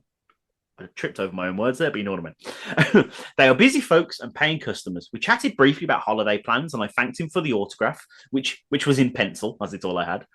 And it was lost eventually in one move or another. No. And he said, I had to go. I wish I hadn't, as he seemed to want to chat more. Oh, I'm really jealous of that. That is amazing. Oh my day! Could you imagine? I would just pick his brains for ages. I would just keep like I would be just. Oh, I love him so much. We've got two more for you. Gemma Williams. I once met and took a photo of Kevin Smith at a Comic-Con. Bastard. I was so nervous and excited, I was shaking. Also, could have been the lack of food and a hot Comic-Con too. I told Lucy to go in front of me just so I could prepare. He was just as lovely as anyone could ever imagine. The photo sucks. I look awful in it, but it still was an amazing moment. The following day, I met him again to get an autograph, and I showed him my leg tattoo at the time, just the three heads from Tesley, which is on a Kevin Smith podcast. And he took a photo and posted it on his Twitter. I was pretty buzzing that weekend, I can tell you. And at the same Comic-Con, I was walking through the crowd and spotted Matt Lucas coming the other way. And I said, high five. And then he just gave me a high five. I miss Comic-Cons. I was just randomly high-fiving Matt Lucas. Good times, good moments. And last but not least, Jerry Keane. This story is beautiful. I love this one. I worked in Euro Disney for 2 years back in the day, including arriving 6 weeks before it even opened. So before the opening, there was every celebrity on the planet you can imagine staying. I was working night shift in one of the hotels, which had a games arcade in it. And as I passed for the check-in at 4 a.m., there was a Robin Williams in his pajamas with his little girl who was having mighty fun playing on all of the video games. I asked him if everything was okay, and he replied, yeah, she couldn't sleep, so he came down here for a break. But that was 2 hours ago, and now I think I'm just stuck here. He burst out laughing. And I remember as I made my way, I realised that one of the world's best loved and most famous funny men of all time had made a joke just for me and nobody else. A very treasured memory. How beautiful is that? I love him so much. Not Jerry. I do love Jerry. But, we do love Jerry, though. but Robin, like, yeah. I need to watch a Robin Williams movie tonight, I think. Just need my fill. Just need my fill. I fucking adore that man. I'm so gutted he's no longer with us. Like, I'm so gutted he's no longer with us. I know. If I lose Jim as well, I'm going to be like, fuck's sake, what's the point? I'm never watching anything funny ever again. Because I just love that. I love that sort of, I just don't give a shit. Like, I just don't care what you think of me. I'm still going to be me for who, there's that Jim Carrey acceptance speech on YouTube when he got a gift. Oh my God, my brain, fuck me. He got given a diploma or some certificate degree at a university, and his speech is absolutely amazing. Yeah, Dead Poet Society is one of my favorite movies. Like, just Robin in that, just incredible. Like, getting emotional. I need to move on. Sorry, it's just it's one. How do I word it? I'm speechless at the same time, but I'm gutted that I'll never get to meet him. Like, I'll never get to pick his brains or like anything. Like, it's just. It's truly, that's incredible. I think that's amazing that Jerry got that moment, and Lisa got her moment with him as well. Because, beautiful and wonderful, and I think it's incredible. Anyway, let me move on before I start. Like, thank you for everybody that participated in Jamie's challenge this week. We really appreciate it massively. But if you enjoy Jamie's participation challenge, Tom's journal, Callum's Treachings, the interview, and all the absolute gobshite we speak at the beginning of this show, then you enjoy the other 89 editions of the Chronicles of Podcast, wherever you get your podcast from, whether that be Spotify, Google, Apple, Good Pods, I don't know, Heart FM, I don't know, Radio 1, like, wherever you get your podcast from, you'll find us there. You can also come follow us on YouTube at the Chronicles of Podcast. Make sure you subscribe, hit that bell to get notified of when new videos are released, and comment the shit out of every single video. Just comment galore. It'd be absolutely wonderful, and we really appreciate it. Thank you so much. You can find all of our shows are on there. All of our interviews are on there. All of our hashtag WBW Way Back Wednesdays are on there as well. All of our live Bloodstock interviews are on there. Our Bloodstock vlog is on there. And our Dublin Quest vlog is on there as well. More to come this year. Keep your eyes peeled. You can also find us on Facebook at the Chronicles of Podcast, and make sure you subscribe, follow us on there, share it everywhere, like it. Comment, put GIFs and memes, whatever you want to do. Just make sure you tell all your mates and get them to follow it as well. But Jamie, thinking about it right now, where else could you find us? You could find us on Amazon, ordering copies of the Presidential Conversations and Presidential Conversations for Kids, and subscribing to the Social Contract Podcast. And on the Twitter at TCO Pod. But whilst you're on Amazon purchasing the Presidential Conversations for Kids, and subscribing to the Social Contract Podcast, whilst on our Twitter, where else could you find us? You could find us trying to get Chris Jericho to call us the Ayatollah of rock and roller. He's going to tell you to fuck off, but you can try. Or on the Instagram. Or there. At TCO Pod. You can find us on TikTok at TCO Pod. Go watch Jamie's Chesney Hawks video. That's all I've got to say about that. You can connect with us on LinkedIn at the Chronicles of Podcast, or you can come to our beautifully brand spankingly sexy and wonderful, gorgeously and delicious little website at www.thechroniclesofpodcast.com. You can find out all about me and Jamie on there. All of our shows and episodes are on there. Our affiliations and sponsors are on there. And our shop, our store is on there as well. Grab yourself a t-shirt, grab yourself a hoodie, grab yourself a journal while you're at it. Be absolutely wonderful. It would mean a hell of a lot to us, and keep the lights on, as they say. So make sure you subscribe to us on YouTube. Make sure you follow us on all the social medias. And, just keep listening every week, because we love it and we appreciate every single one of you that comes on a weekly to enjoy your favourite podcast of the week. And now, a word from our Jamie. A word from our Jamie? I don't know why it tickled me. Before we get out of it, let's say thank you to a few of our friends. You heard his name mentioned earlier in audience participation. He's the man that supplies us every single piece of music you hear on this show. That man is Mr. Singer-Songwriter Matt Roberts. Go follow him on all the social medias at Matt Roberts Music. Go check out all of his music. You can find him on Spotify, YouTube. No matter where you find music, you will find Matt there, and his delicious music, including his most recent album, Light of Day. We cannot recommend it enough. Go check him out right now. And of course, we have to say thank you to Mr. Braden Barry and his Stay Cozy Clothing. Head on over to www.staycozyclothing.com or download the smartphone app.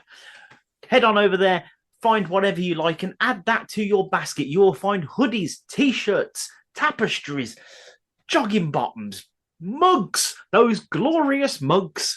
Add whatever you like to your basket, and then add in that discount code, The Chronicles, and get yourself 10% off that order. A little present from Mr. Barry to you, our gorgeous listeners. He's now also on tour from today with Every Avenue. So any American listeners, make sure you get out there and go and see him on tour. He has some very special limited edition Stay Cozy clothing items that you can't get on the store, but you can get on tour. Ooh. And I'm sure if you're at the merch table, just shout The Chronicles at him. He might give you 10% off. It's worth a try, at least. And last but not least, we have to say a massive thank you to the Sophie Lancaster Foundation. They are stamping out prejudice, hatred, and intolerance everywhere. Me and Tom are beyond humbled to be official ambassadors of this amazing charity. As the story Tom told at the start of this episode proves, their work is now still relevant. It's still happening, where people will shout shit to strangers in the streets just because of the t-shirt they're wearing. Nothing more. Simply that. You don't know who you are saying this to. There are many people in this world who are suffering in silence with mental health issues, no matter what it might be. And that might just be the thing that tips them over the goddamn edge. And it's just unacceptable to treat people like that. It is beyond unacceptable. At the end of the day, you have one life. You should be free to live it how you choose. You can dress how you like. You can listen to the music you like. If you want to paint your nails black, fucking do it. If you want to put eyeliner on, do it. If you want to put your hair spiked 6 foot tall, pink, do it. I mean, that would be really impressive, 6 foot tall. I don't know why I said 6 foot is way too tall, but I really want to see it. But anyway, do it. We cannot say a big enough thank you to every single person who was at the Download Festival this weekend and went and said hi to the guys. The amount of things they were putting on social media, the queues to go to the store and to give the love to the foundation means the absolute world. And I know me and Tom were not there, but we thank you from the bottom of our heart that you are out there supporting this foundation. That means the absolute world to us. We cannot wait to do what we do with them in the summer at the Bloodstock Festival. We cannot wait. It's going to be so much fun. And if you're there, come and say hi. It means the absolute world. And last but not least, a massive thank you to my very handsome co-host over there. Ditto, Jamie, ditto. Same to you too, sir. Always a pleasure. Never a chore, as they say. We absolutely love doing this show every single week, and I absolutely love hosting it with yourself. It's always grandioso. Well, another absolutely excellent episode, another excellent edition of the Chronicles of Podcast with absolutely wonderful guests. Georgian the Artist Cleo, thank you so much again for taking the time out to come and sit and chat to us all about politics. It was a very interesting conversation. We hope that everybody enjoyed. And as for this week, we will see you all next week for the Chronicles of John Mahon. Yeah. This is a good one. Goodbye, everybody.